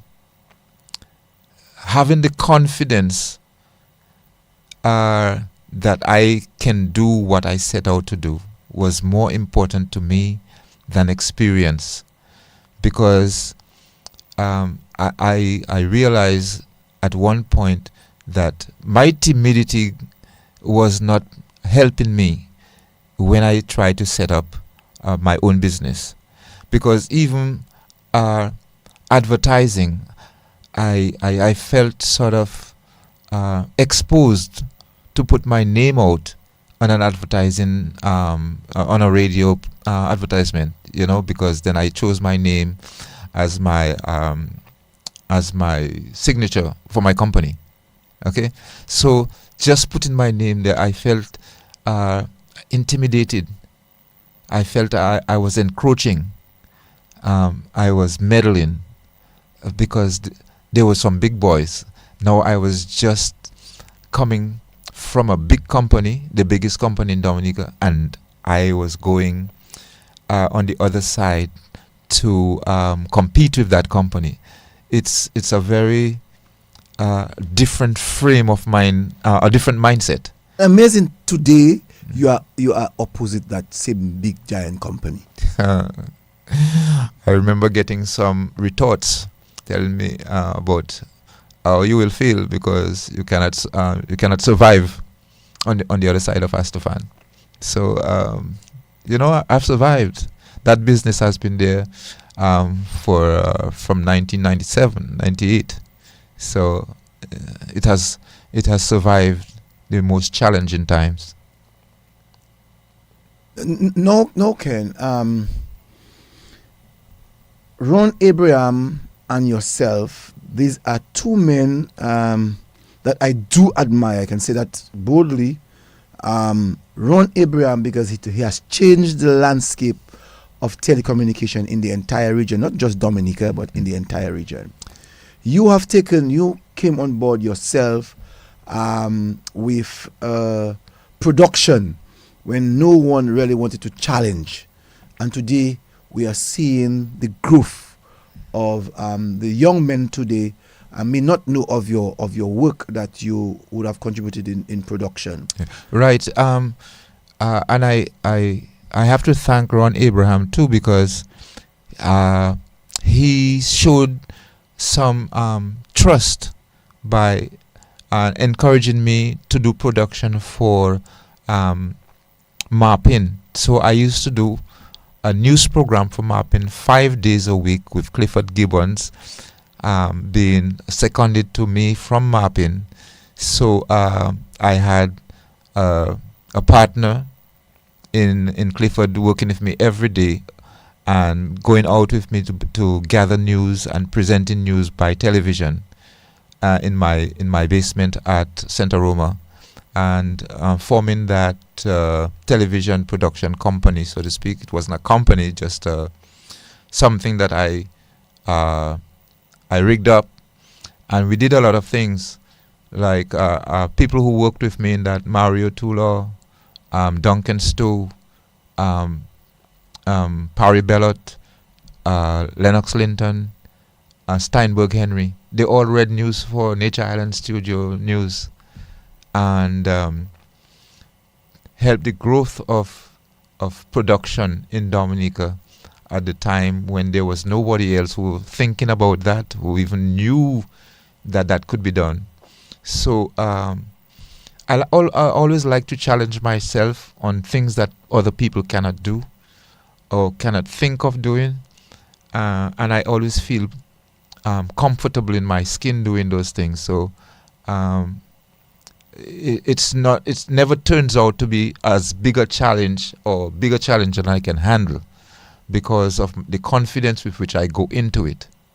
No, Ken, how did the concept of the idea of the Nature Island studio came about? Did you lie on your bed and your wife said, you can't do that, let's do that? Or you said, boy, I was in Barbados and I see they were doing production and I think I should try. How did you decide on taking that decision, that bold move forward? Because people would have seen mapping news, and they may not be aware at all. Maybe somebody's hearing that for the very first time, that you would the man behind the production of news at mapping. The first production of news at mapping. And before I tell you more about the the audio studio. Let me just tell you. In 1985, I think the Queen came here in 1985, and we did a running broadcast of the Queen's visit to make it look as though it was current. Is that the word I'm using? The right word? Live? Live, yes, live. And it appeared to be live, because we would film half an hour with commentary and everything from the port. We were given access. We went in. We were the only people who went on the jetty to film the Queen coming off the boat, going on the harbor, walking through, and we are filming. And after we finished that little episode down at the port, send that film by courier up to Mappin, and they were playing it, so people who are at their home would think it's half an hour late, but it's live. You know, I just had to say that because it always makes me feel good to have been able to conceive something that other people were not thinking about. And then let's go to the audio, because the audio came after the video. Audio production struck me as being important when being in Sifle Mutai, we had just spent thousands and thousands of dollars to go to Trinidad and then later to Barbados to make an album each on those two counts. In 1970, we went to, 72, we went to Trinidad. 22 of us, we had to pay for hotel, we had to pay for the studio and entertainment and food and tickets. And I figured that would have cost a lot of money, maybe upwards of $30,000 at the time. Now it would cost more than $100,000 for to do the same thing. So I thought, if I could get the equipment to do recording, now I'm not thinking of whether I can do it. You understand me? I'm not thinking it's something new that I cannot do. Hear what I'm thinking. If I could buy the equipment to do recording, I would be able to avoid the payment of all of those monies to a foreign country, to export all that currency from Dominica. So I wrote a letter to the then Prime Minister Eugenio Charles to ask for concessions to bring in the equipment duty free, and I got those concessions. And so I bought the equipment, and equipment change all the time. It cost you how much? Maybe around $20,000. I cannot. Yes. When $20,000. Let's say it's EC. Yeah, $20,000 EC. But you see, every time you're in the studio and you cannot do something, you have to buy something new, because without being able to be current and being able to do the technical things that you have to do, if you don't have the tools, you cannot do it. So you cannot progress. So the initial purchase, I got that concession. So I only had to explain that we're exporting a lot of money.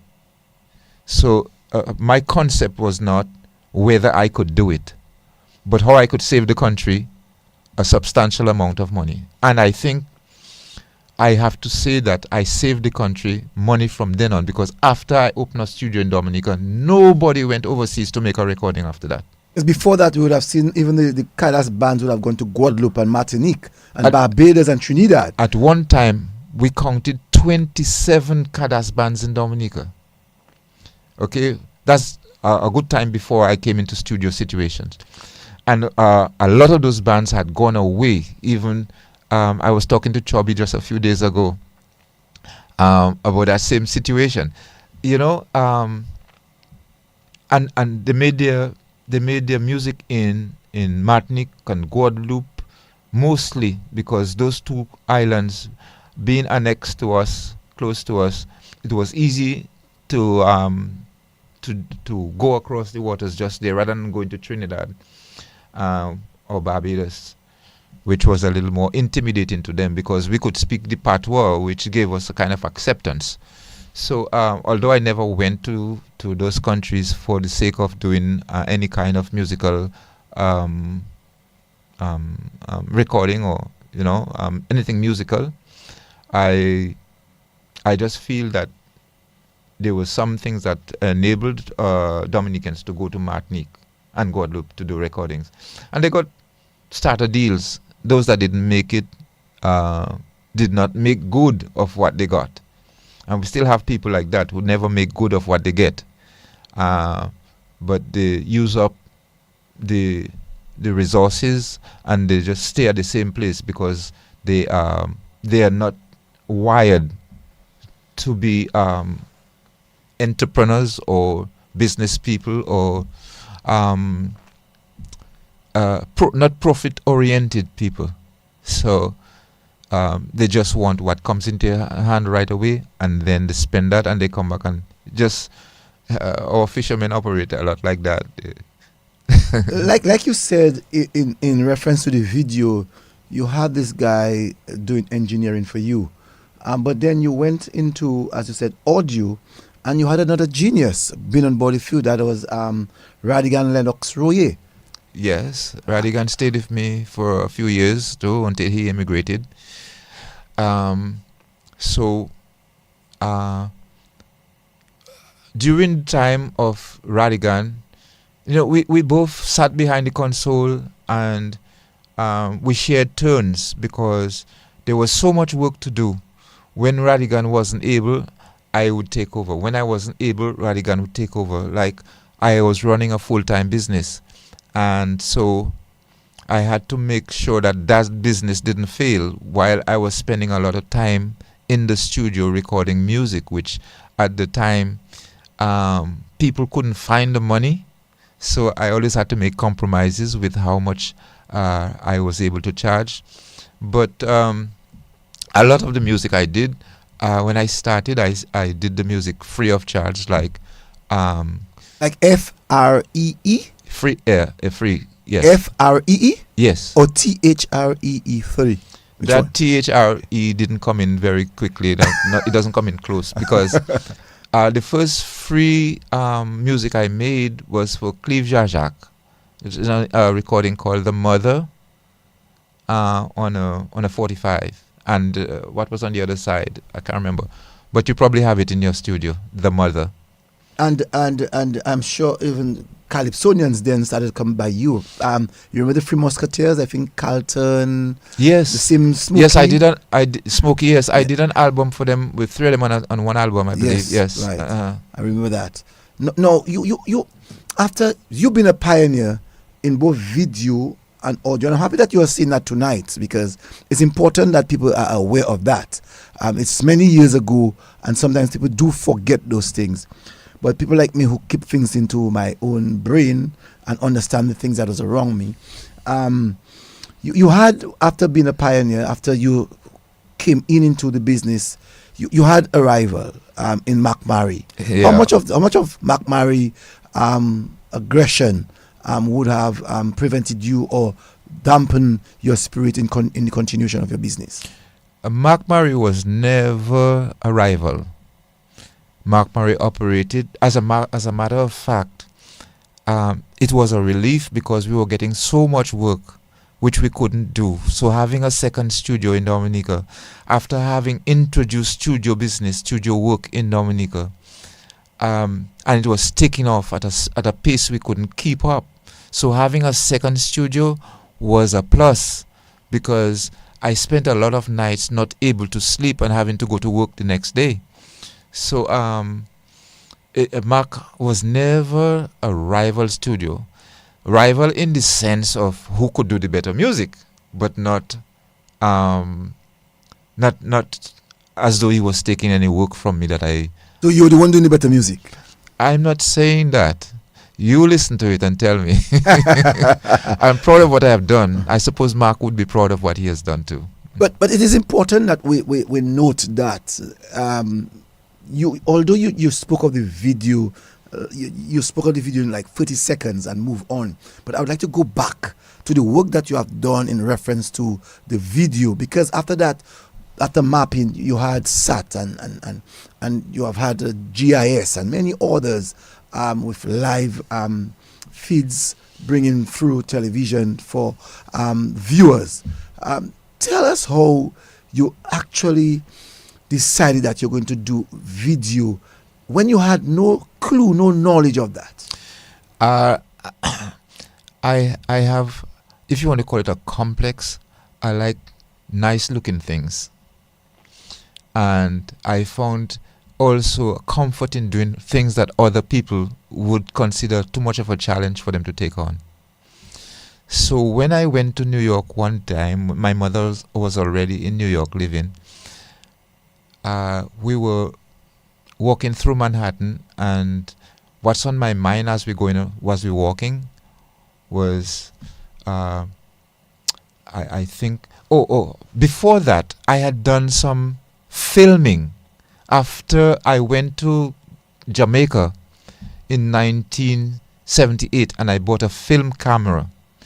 And so I had practiced doing film work.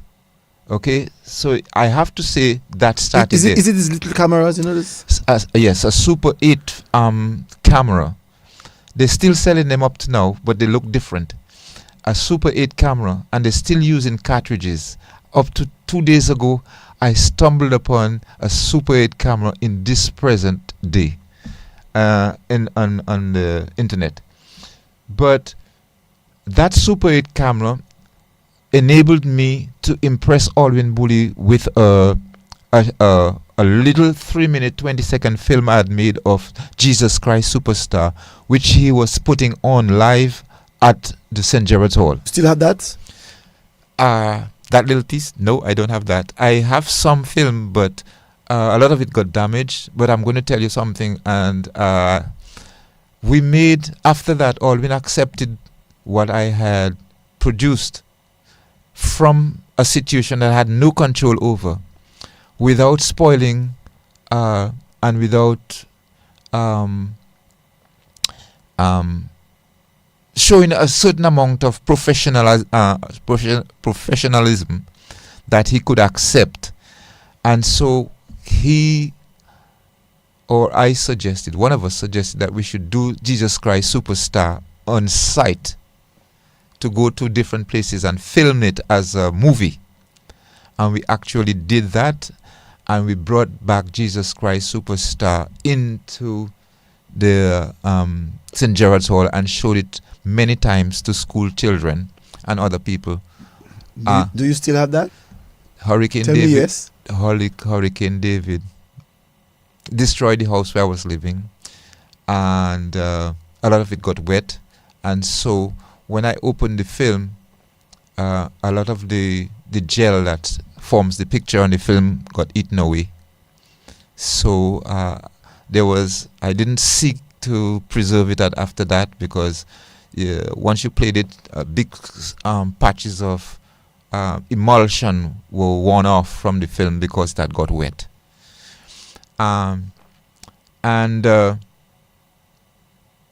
So that's where I think my interest in movies developed, so that coming into video, when I was in Manhattan with my mother, I was only looking for a video camera. And I bought a Panasonic. It was as long as that, with a roll of film that stuck inside of the camera itself. And I started practicing. But to tell you, I had developed my skill as a movie maker, because during the time of the filming of Jesus Christ Superstar, we filmed 40 rolls of film, with I alone doing all the camera work. And I couldn't afford to make one mistake. We used all the 40 rolls to make the movie without spoiling one roll, without spoiling one shot. Because if we had spoiled one shot, we'd have had to skip a scene. So we did the whole thing, and I was the one who shot the whole movie, because I was the only one who could manage. Nobody else knew about what I was doing. They didn't know how movie was done, and so I was only going by intuition. And having practiced since after Hurricane, I had filmed a little pieces of what Hurricane David, when Hurricane David struck, and I filmed my children and all those things, making it movie-like. So I became more interested in movies than taking photographs, which I had been in. The Photographic Society of Dominica was initiated with people like Mario Tula, Eustace Rennie, Mrs. Deputa, and some other people. So we started a photo where we would go out all about over Dominica shooting pictures. But I wasn't really interested in photographs. I was interested in movies. So that's how the video thing came about. Because, as I told you, I never think of difficulties that I would get in doing anything. And that transcended into my business too. I don't think of things that would give me trouble. Even getting a loan, I never think of how much of the difficulty in getting a loan to do my business. I prepare my papers and I take it to the bank and I argue my case, and I usually come out with what I need. Someone said to me that Mr. is a true Dominican pioneer. Do you believe that? Don't be humble about that one. Don't be timid about that. I was going to say I have to agree with that person, because there are a lot of things, and all those things are first things that other people have not tried. Did not try, not have not tried. Did not try. And so being able to do those things gave me a lot of pride. Not a prideful self, but it made me feel good, and it boosted my not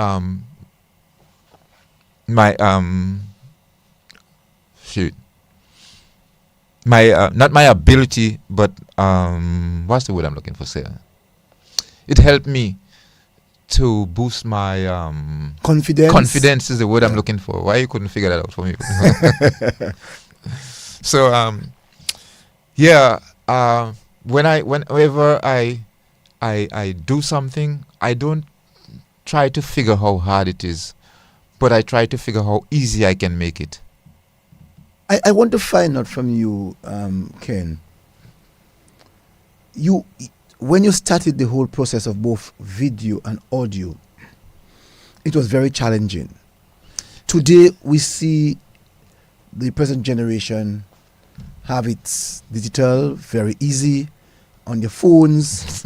How do you feel today, knowing as a pioneer that you had to literally start the process for much more Dominicans to be more involved now? Okay.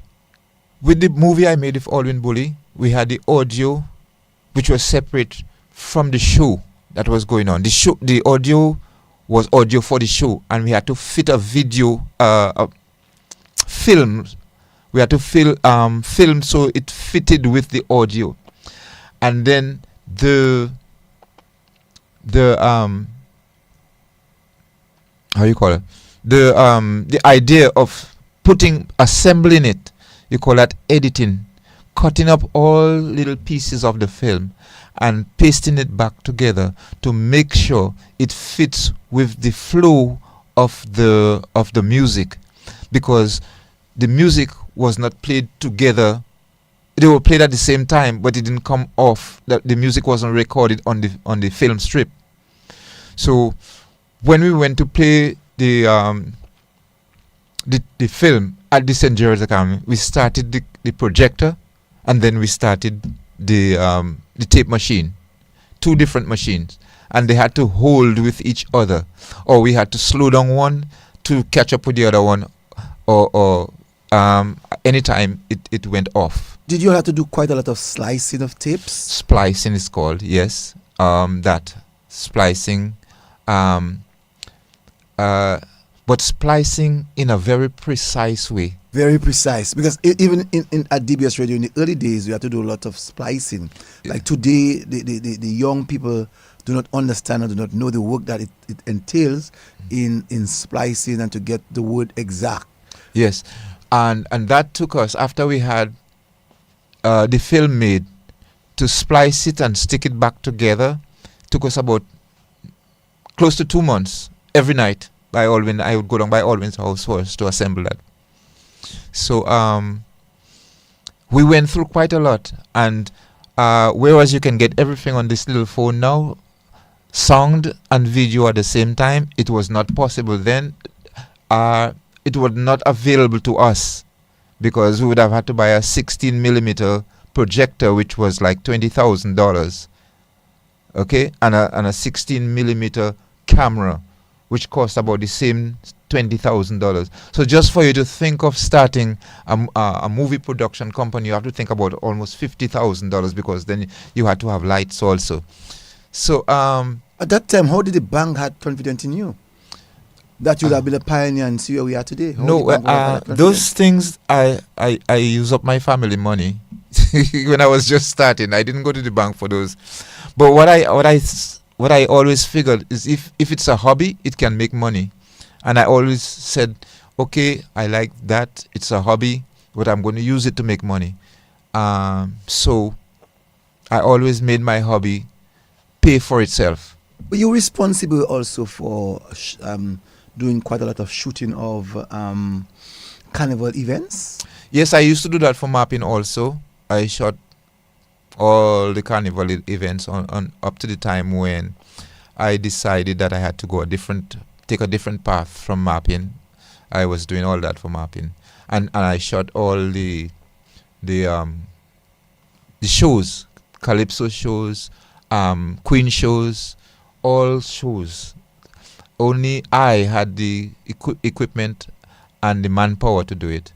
I had 4 people working with me on camera and production. Let's say when we worked in the park. Oh, no, not 4, no more. More than 4. Usually about 5.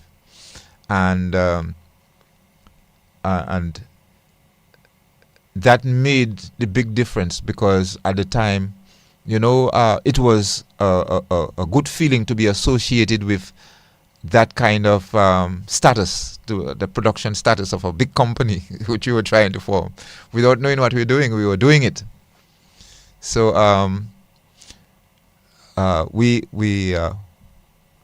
did a lot of, all the visual work that was done. The only other visual person who were not doing carnival and calypso and so on was Mr. Gregor, who was doing working with the government in audio visuals. That was the only other person doing that, and he would only do government work. No, at any given time that you felt that you could have been in partnership with Ron Abraham? Yeah, not partnership in his company, although I did buy stocks. I bought shares when he sold shares for mapping. I bought $5,000 worth of shares, but I never thought of owning part of the company as something I could use for an income. See where the world is today. Do you have any regrets of not doing that? No. My experience and all what I can remember of a lot of companies that started up in Dominica failed once they had more than one owner. Go back and see. All companies in Dominica is one single owner. But your the business that you had yourself and Ron Abraham, the business that the both of you all had, was specialized business where we didn't have a business together. No, I'm saying the business that you both had, meaning that you were responsible for doing audio and video. Yes. He was responsible for television. Mm-hmm. All right. So I'm saying that looking at what you all did as two individuals, bringing your energies, bringing your talents together, why you think that you have no regrets about not coming together to make it what it's supposed to be. Because today we have seen giant companies have purchased those companies. Yes, giant companies have purchased those companies. But I cannot figure myself in a company that can swallow me. I cannot figure myself in there. I tried that where I worked as a managing director for Video One for a number of years. And my business that made money for me suffered a lot because that company did not make any money, and we were giving free viewership was free, and at the time when we were able to charge, Ron came into the area. Ron Abraham came into the area that was delineated for us to operate in, which was the northern area. And by the time he got into there with all the channels, we couldn't compete, and we had to shut down. Video One was a very attractive company that really helped in making us, especially talent shows and those kind of things. You were really getting quite a lot of that. Yeah, because Video One, especially when I got into Video One, I was already in production, and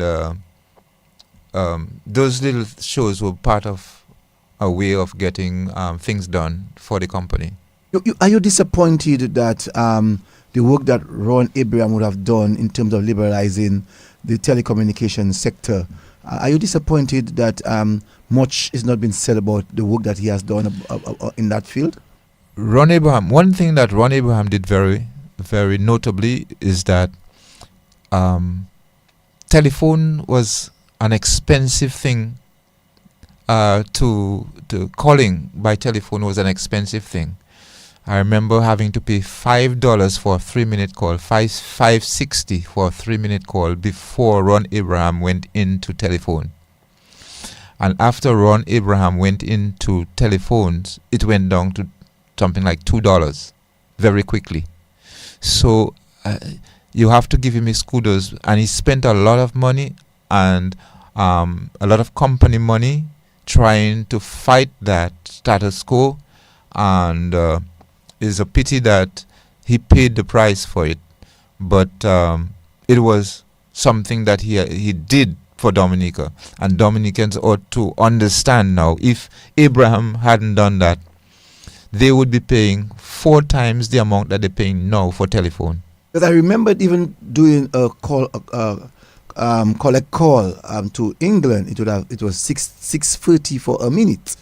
I remember that like yesterday. But I just told you $5.60 to call the States, Yes. but I never call England. Yeah, So England was 6.30 a minute. Right, You know? and now you can call England for a few cents. Well, Or you can even call England for nothing. Yes. Yeah.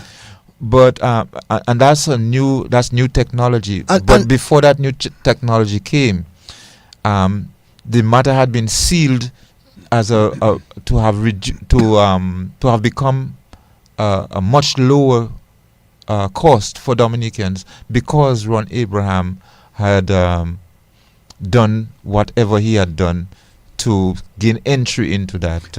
And that is, and it's not just for Dominica, because Ron Abraham actually fought real hard for the region to ensure that the cost of telephone calls were going to shut down. And by virtue of that, Ken, you would maybe remember that Dominica became the first country in the entire world where we could have done direct dialing. It was called IDD. Yes. International Direct Dialing. Yes, I remember. And that was through the work of Ron Abraham, in 1997. Yes. And these are some of the things that, as a people, the first country in the entire world to include South Africa, the United States, Australia. You can call Dominica the guinea pig, but Dominica was a guinea pig. Yes. Yeah. And a lot of people are not aware of that. No, because they're always saying Dominica backward. That's all they can think about. But we have gone through a lot. I mean, when we had television knocking dog in Dominica, they didn't have it in Barbados. I mean, not television, but the new television that we having with so many channels. Barbados had television one channel. So I remember Barbados had we had what was called Channel 13. Yes. And Ron eventually expanded Yes. the thing to 10 channels, Yes. later on to 20. Yes. You know, at a very minimal cost of $50. Right, and when the St. other Louis- islands in the Caribbean didn't have television on that level. And the other to include Barbados and Yes. Jamaica. You're right. You know, Jamaica was a leader in telecommunication in the region, but the work that Ron was able to do, that we were ahead of Barbados and Jamaica. Yes. You know, and these are some of the things that we have lost. These are some of the things that we do not remember. And that is why every time I get the opportunity to speak of Ron Abraham, this is what I speak about Ron about. It's always sad to me to know the work that he has done and did not benefit. Because when he started, we all know, in his little house, in his house in Fonkoli, it was Channel 13. You having to turn in your antenna. No, Ron didn't do Channel 13, you know. Who did Channel 13? Channel 13 was started by Carol Phillip. Oh, yes, you're right. Carol Yes. Phillip, Yes. with his technical background, and Harry Harry Roye. Roye. Yes. Yeah.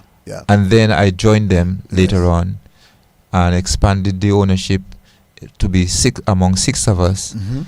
And then we during that time we tried to do a different type of on air, over the air, not through wire, transmission. Someone's on the line. Let's hold that for a while. Good evening to you, caller. Good night, Roso. Good evening to you.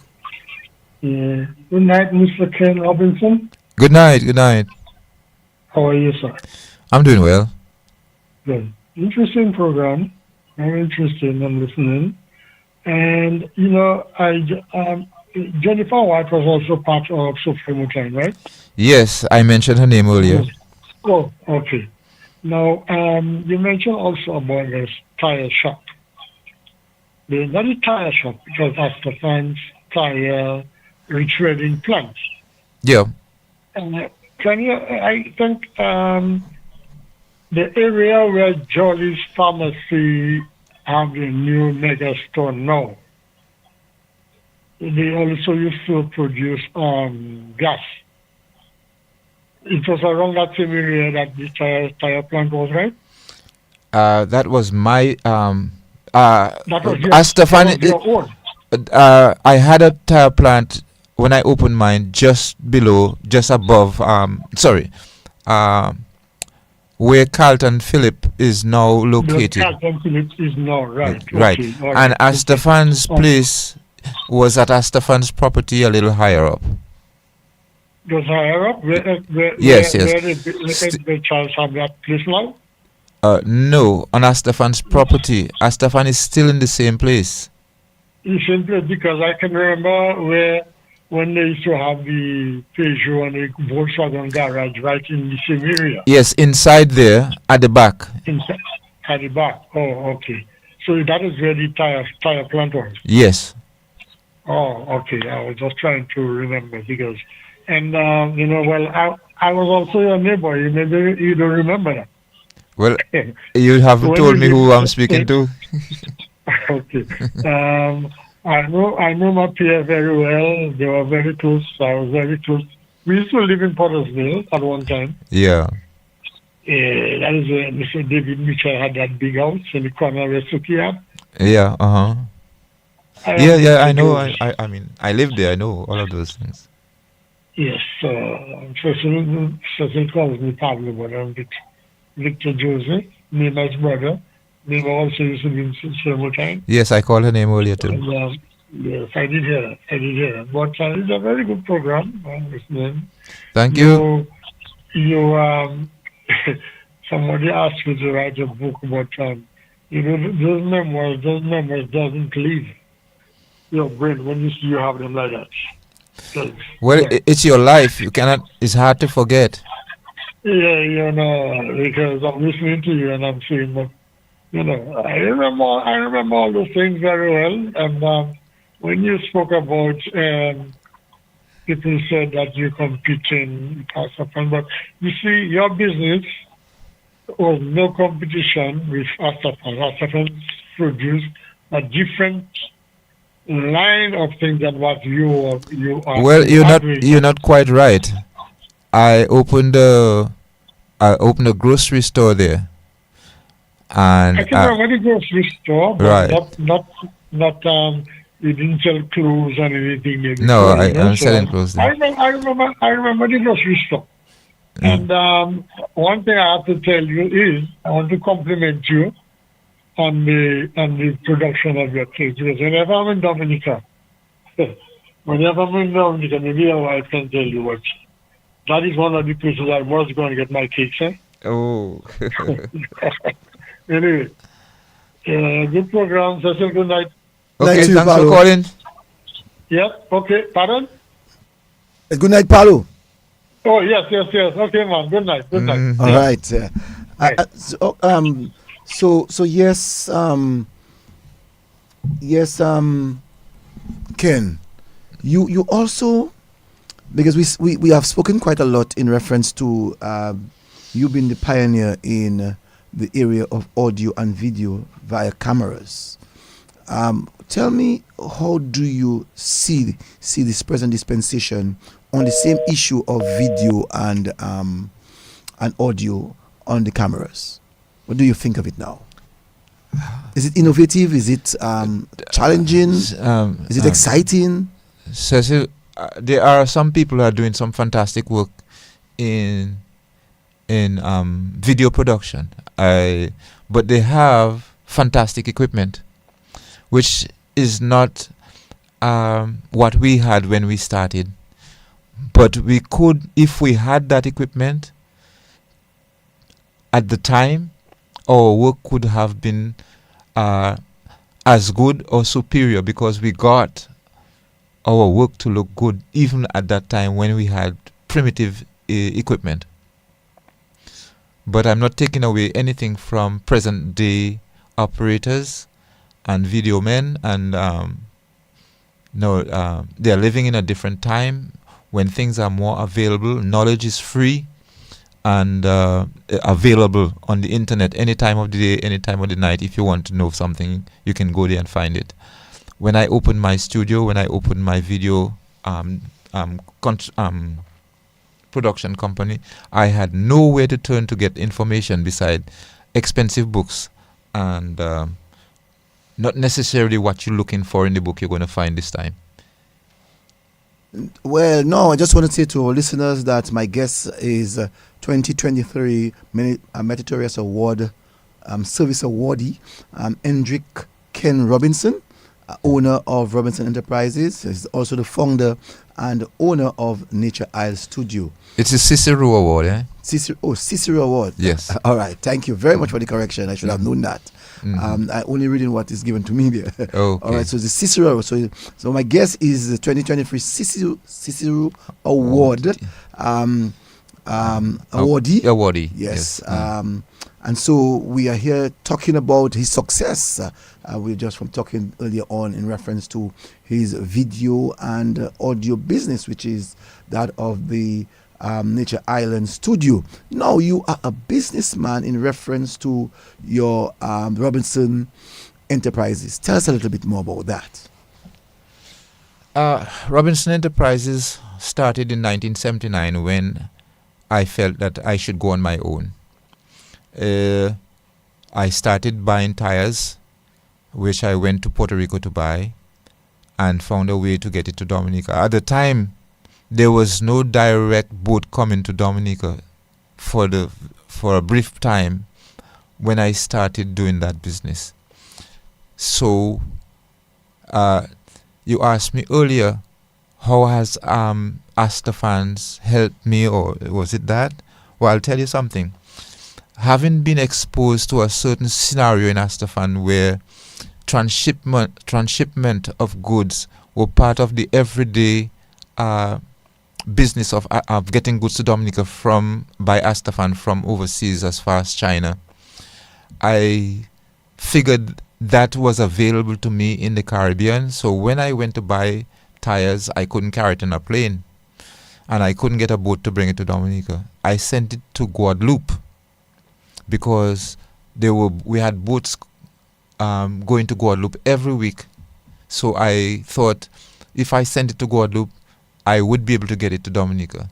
As that is the biggest chance I ever took in my life, because if I had failed, I would have lost everything, and I would be a poor man now, because I put everything, every cent I had into buying those tires, shipping them to Guadeloupe, and without really a forwarding address, but with just the idea that I can transship those goods, because Dowes and those boats were going from Guadeloupe to Dominica every week.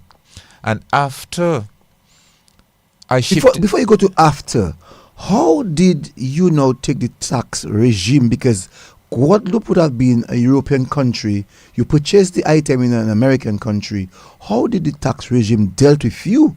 Transshipment did not have any tax related situation to it.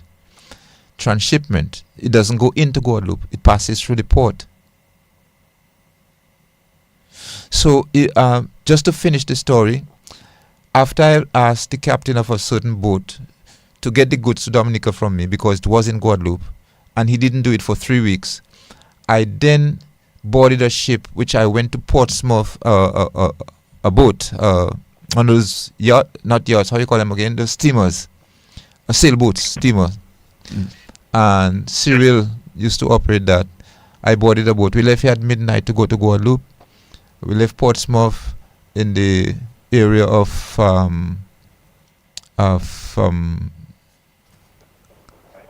Longhouse? No, not Longhouse. On the other, yes, in that area. Yes, in that area over there. But a little yes, in that area. Right. We boarded there, and we went to Guadeloupe.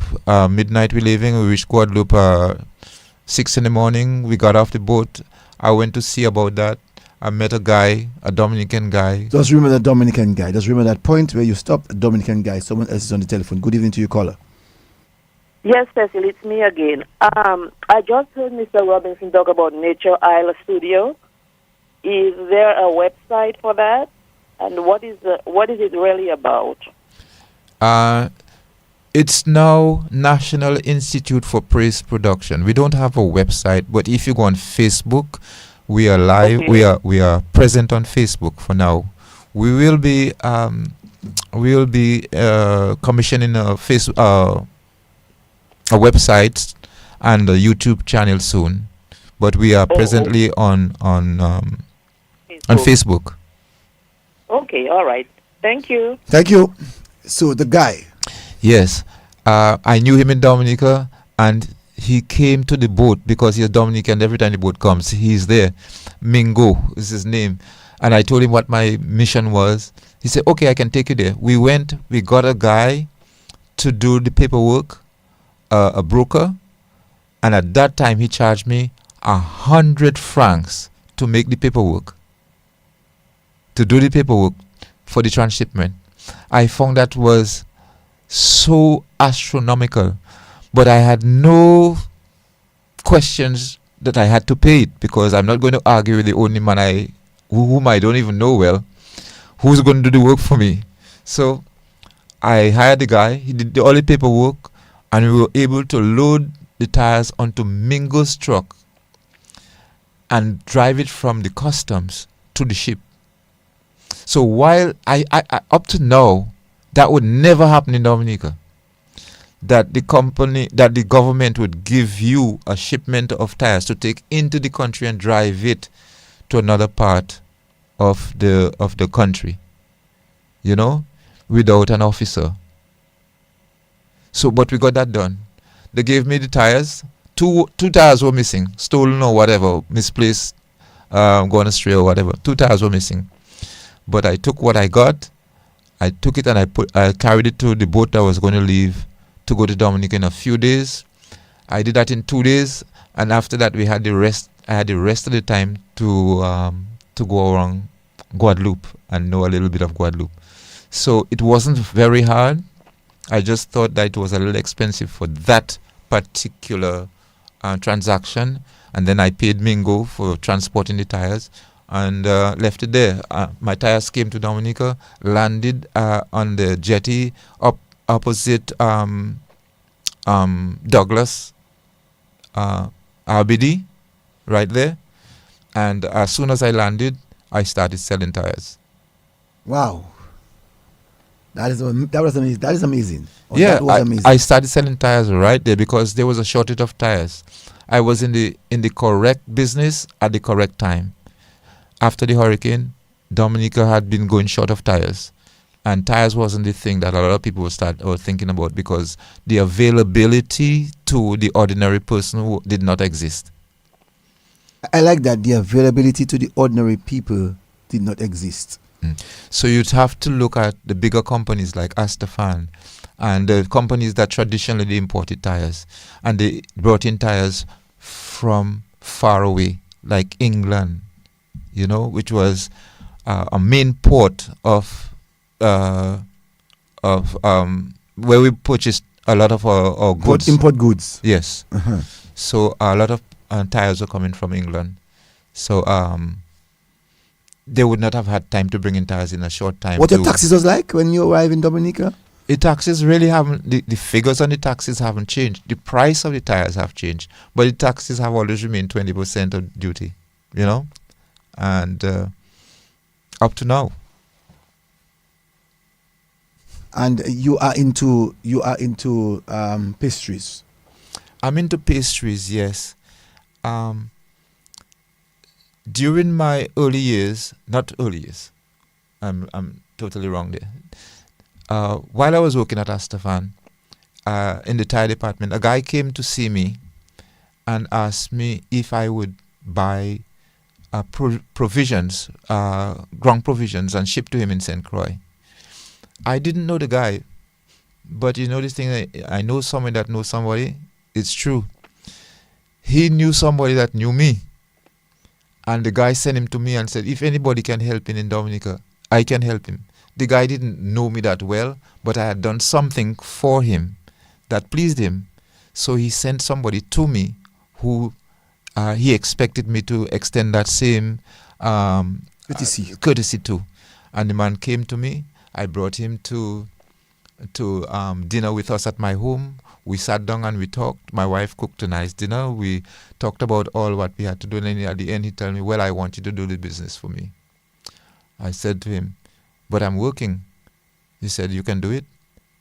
And then, so at the end of all the discussion, he gave me $1,500 in my hand. He says, this is what I have right with me. I'm giving it to you, all of it.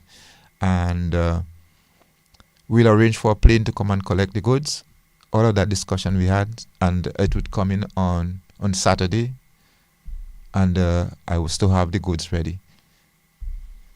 So I had to make all the arrangement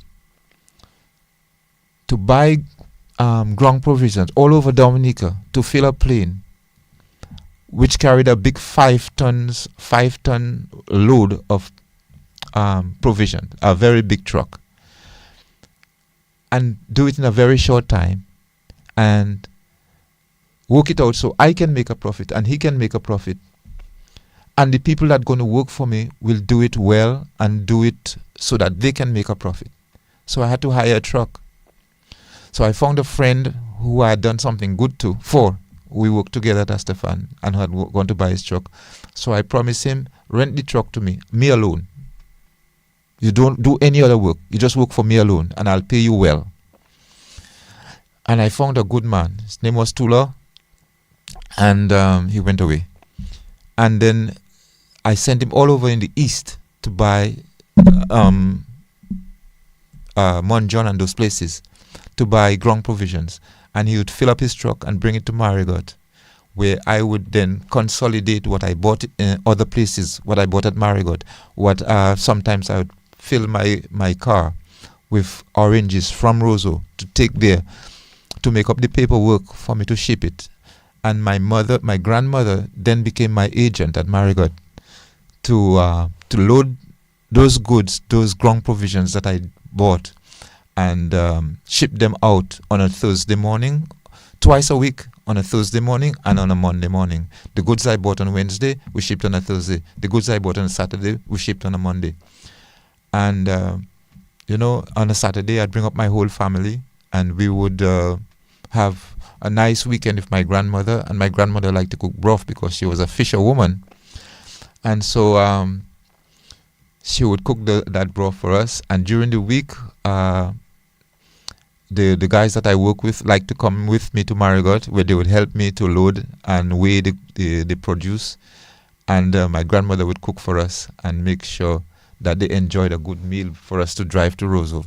So I would work my whole day, drive to Marigot, buy all the produce that I wanted to sell, to ship to St. Croix, make up the paperwork, eat my grandmother's broth, and with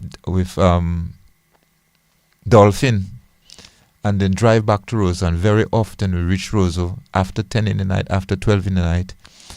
And very often on our way back, we had a few times we had to go through Portsmouth because Marigot Way was blocked, and they were building the road in Portsmouth. So when we reached, not in Portsmouth, in Salisbury area, going all the way to Portsmouth. So when we reached there, we were driving dirt road from Salisbury all the way to Portsmouth. For a long time, we're driving, that happened. Can you imagine, you're tired, but you have to drive an extra 20 miles to get to your home on dirt road? That's the kind of operation that I had to go through. Someone just sent me, the person's name is Lisa White. And the person said, Ken Robinson is on DBS Radio Discovery's Lakup podcast tonight, live. This is a cover of one of the album. And the person asked, can you spot Ken Robinson? And the person said, this is Jennifer White's daughter. Just saying to tell Lisa, I know her. I know Jennifer right, White's daughter. Right, and gave us some names with Jennifer, Lester White, Harvey, Jennifer White, Stevie White, Jennifer, blah, blah, blah. And then Lisa said, I remember Ken, and all of them sent house. Yes, sent house. He was a firefighter, a fireman. Levi. Yes. No, Levi was. Levi was. Oh yes, Levi was for a short Porter, time. Julie, Tessa Bertrand. Yes. You know. And amazing the amount of people that are actually speaking on that chat with Lisa, you know. And it's really, that's the power of the media, you know. Yes. No, Ken. You have found yourself, you know, working hard not just for yourself but in the build up of Dominica and to help frame Dominica. And you were just given the Cicero Award. Tell the listeners how you felt when you first got the call that you were going to be given the Cicero Award. When it was drawn to my attention, I didn't feel anything about it because whatever I did because I had to support my family and I had to live a certain standard of life. I had to have a certain standard of living, and because, as I said earlier, I like nice things. I like to do things that other people cannot do. I was forced into doing those things, unknowing that this was going to become a crucial part of my life. So I didn't do anything with the expectation that I would get that kind of recognition. And when the recognition came, I just put it down to another turn in my life and deal with it as an ordinary event and not to make it go to my head. I'm not saying that I'm not pleased. I am pleased to get recognized. But it didn't go to my head, not even, not at the time that I was being given the award, not after when I went home and had some drinks with my friends. I just figure I had gone through a lot of things and this was just another stone that I was turning.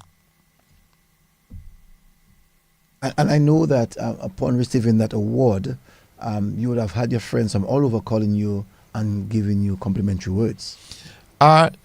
Now, because I did not publicize this, my family, my sisters, my immediate family, my close friends, but it was not something where people were just calling me and congratulating me.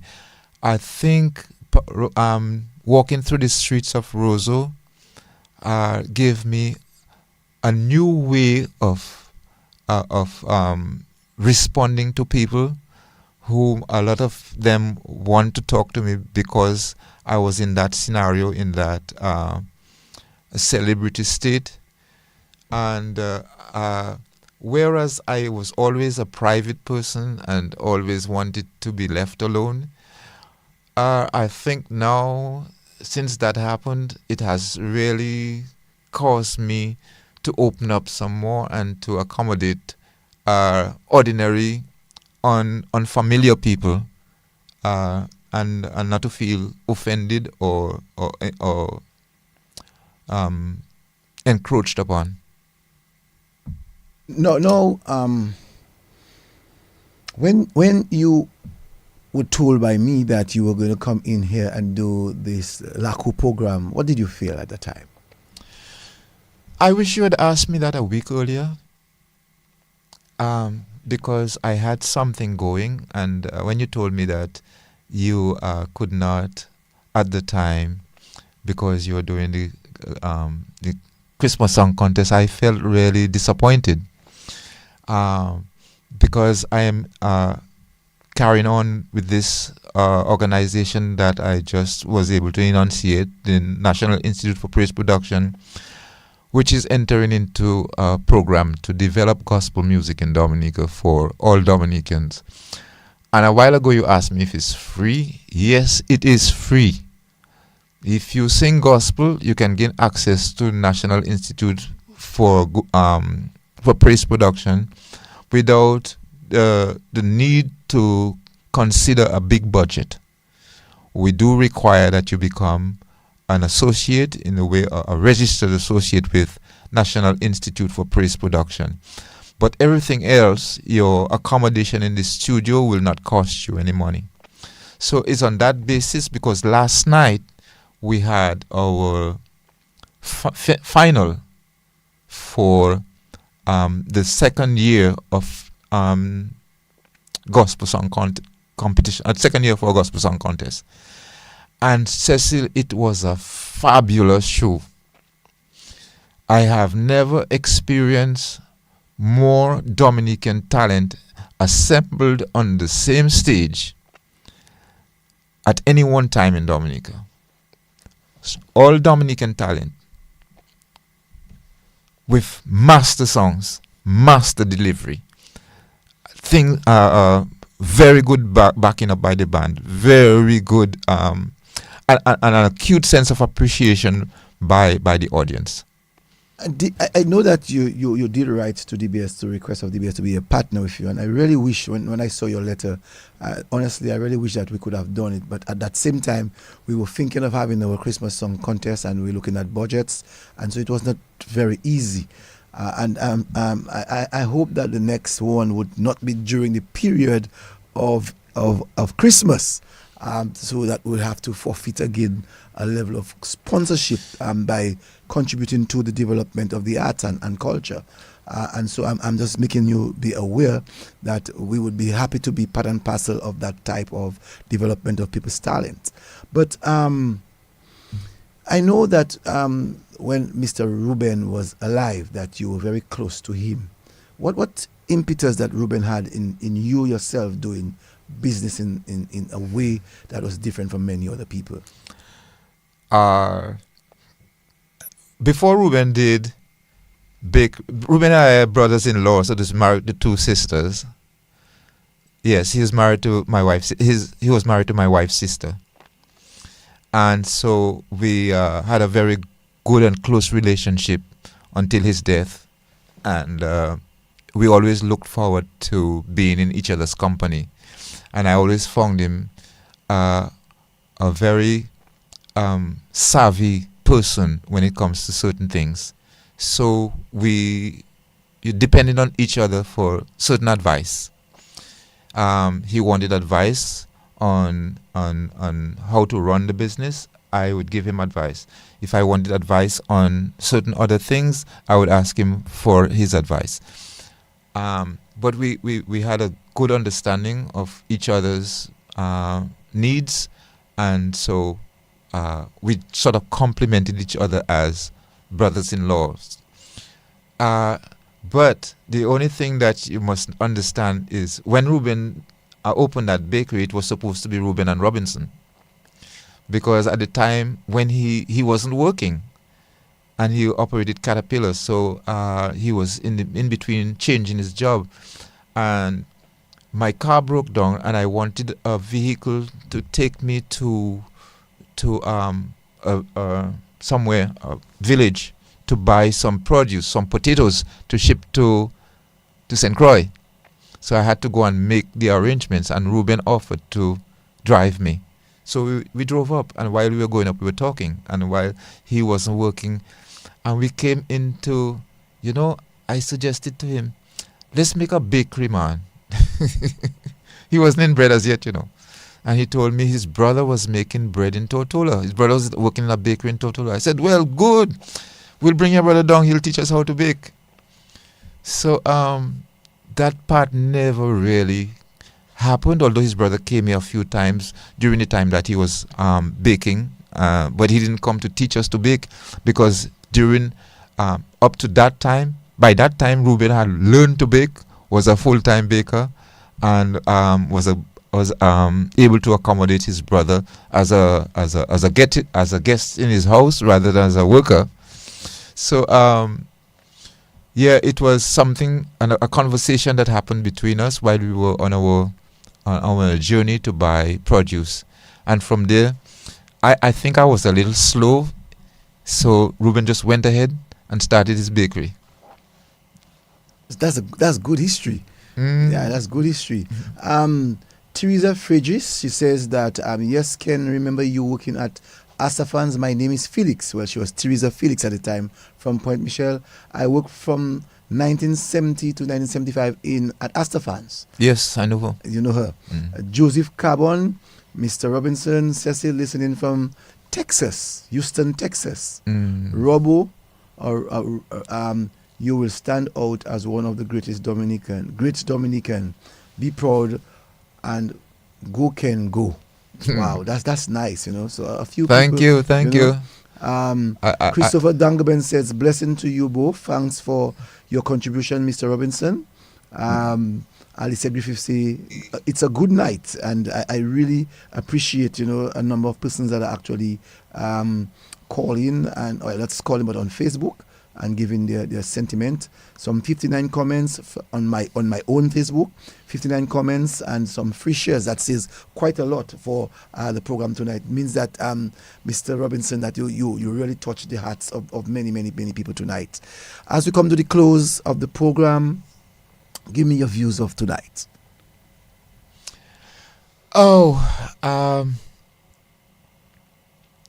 My views of tonight. I have to thank you for asking me to come on your program. I know you have a big following, and I hope I have been able to give enough. There's a lot more coming, and there's a lot more that I cannot immediately bring to my attention, to my memory, but I am pleased that to come and share my experiences and my life with all the Dominicans who care to listen, and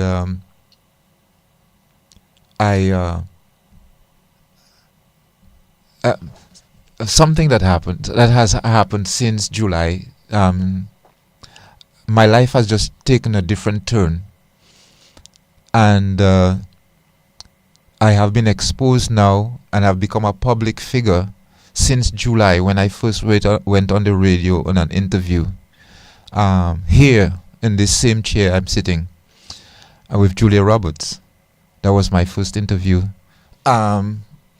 where I started to exfoliate my life, and tonight is not different, just that I had plenty more time. I was able to explain more of what happened to me in my growing up.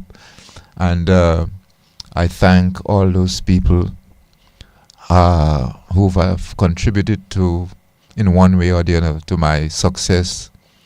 And some people have actually helped me by being negative, because there's a guy that whom I see very often. Every time I see him, I remember what he told me, that I will fail. And for that reason, especially for that reason, I cannot fail, because I don't want him to say, I told you you would fail.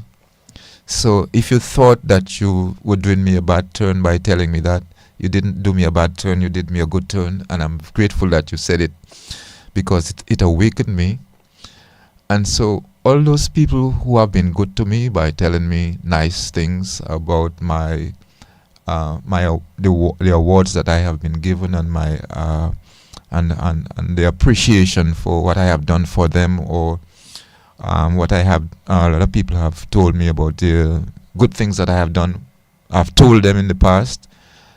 Up to just not so long ago, a guy came from America and looking for me because I had told him something and he didn't want to forget. He had to tell me before he went back to the States.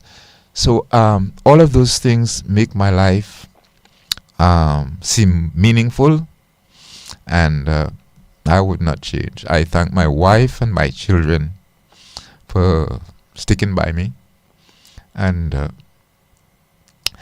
thanks again for inviting me. I should have asked you earlier on about your wife. The name of your wife and how many children do you have? My wife's name is Eileen. Eileen, she's Eileen Bedno from Vegas. And I hope she's not listening, which she is. Because she's a big critic. Oh yeah, she's my main critic. Yes. But she doesn't want her name to leave home. So yes, I have to mention her name. I usually keep away from mentioning her so much because she doesn't really like publicity on any count. So my children, Eileen and I have 3 children alive. One died when she was 22 months, a long time, 1978. No, not 78. 1985 she died. And I have 3 other children, so I have a stack of 6, a 6-pack. And I know 2 of them very well, Kurt and Kathy. Yes. Yes, very studious child. And Samantha. And oh yes, and Sam. Sam is going to kill me. And Samantha in Kings Hill. Yeah. Yes. Good evening to you, Sammy. I know Sammy, you're listening. Always tuned to DBS Radio. She's always on Facebook. It's strange that I have not seen her on Facebook tonight. Oh. Yeah. No, someone said, Ken, that good and educational program starting from the roots. Young people needs to know these things. This, for me, that was very telling. Young people need to know these things, what you spoke about. Oh. You know, I think that is good. You know, another person said, quite impressive, Cecil. I enjoyed the program. I have been glued.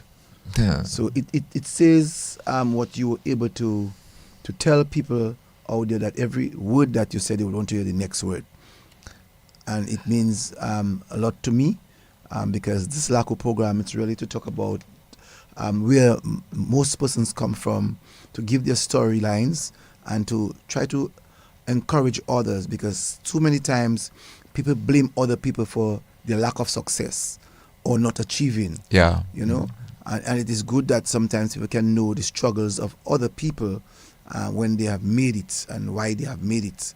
It has to be this constant challenge, but you have to jump over these hurdles, and that's the only way you could be successful. And listening to you tonight, really and truly, you did well for yourself, you did well for your country, especially as a pioneer in the business of production. Not too many people before tonight knew that. Well, I hope I was able to clear the air on a lot of things, and well, I am available anytime you want to continue the story.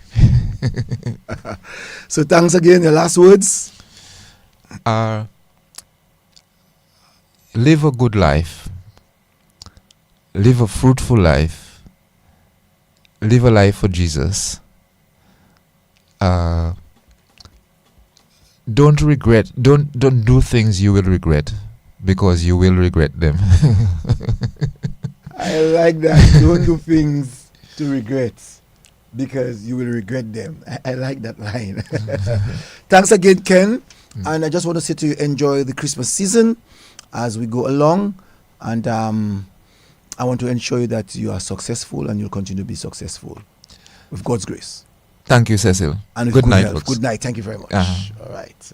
Just from speaking with Ken Robinson. He is he was my guest. He was the Cicero Award or Cicero Awardee this year, 2023.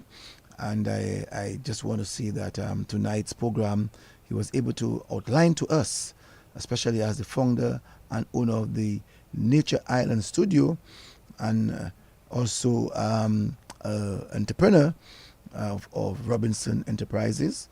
And tonight I am very grateful that I had Mr. Robinson with me, who could help to give us some knowledge as to his success. And I'm sure that many people did not know some things about him and got to know much more about his life. And I'm sure that they're now showing a greater appreciation of his award that he received on the 4th of November. Thanks again for listening, and have a good night. Chante, chante, chante, chante, chante, chante, chante, sing hallelujah, sing hallelujah, sing hallelujah, sing hallelujah.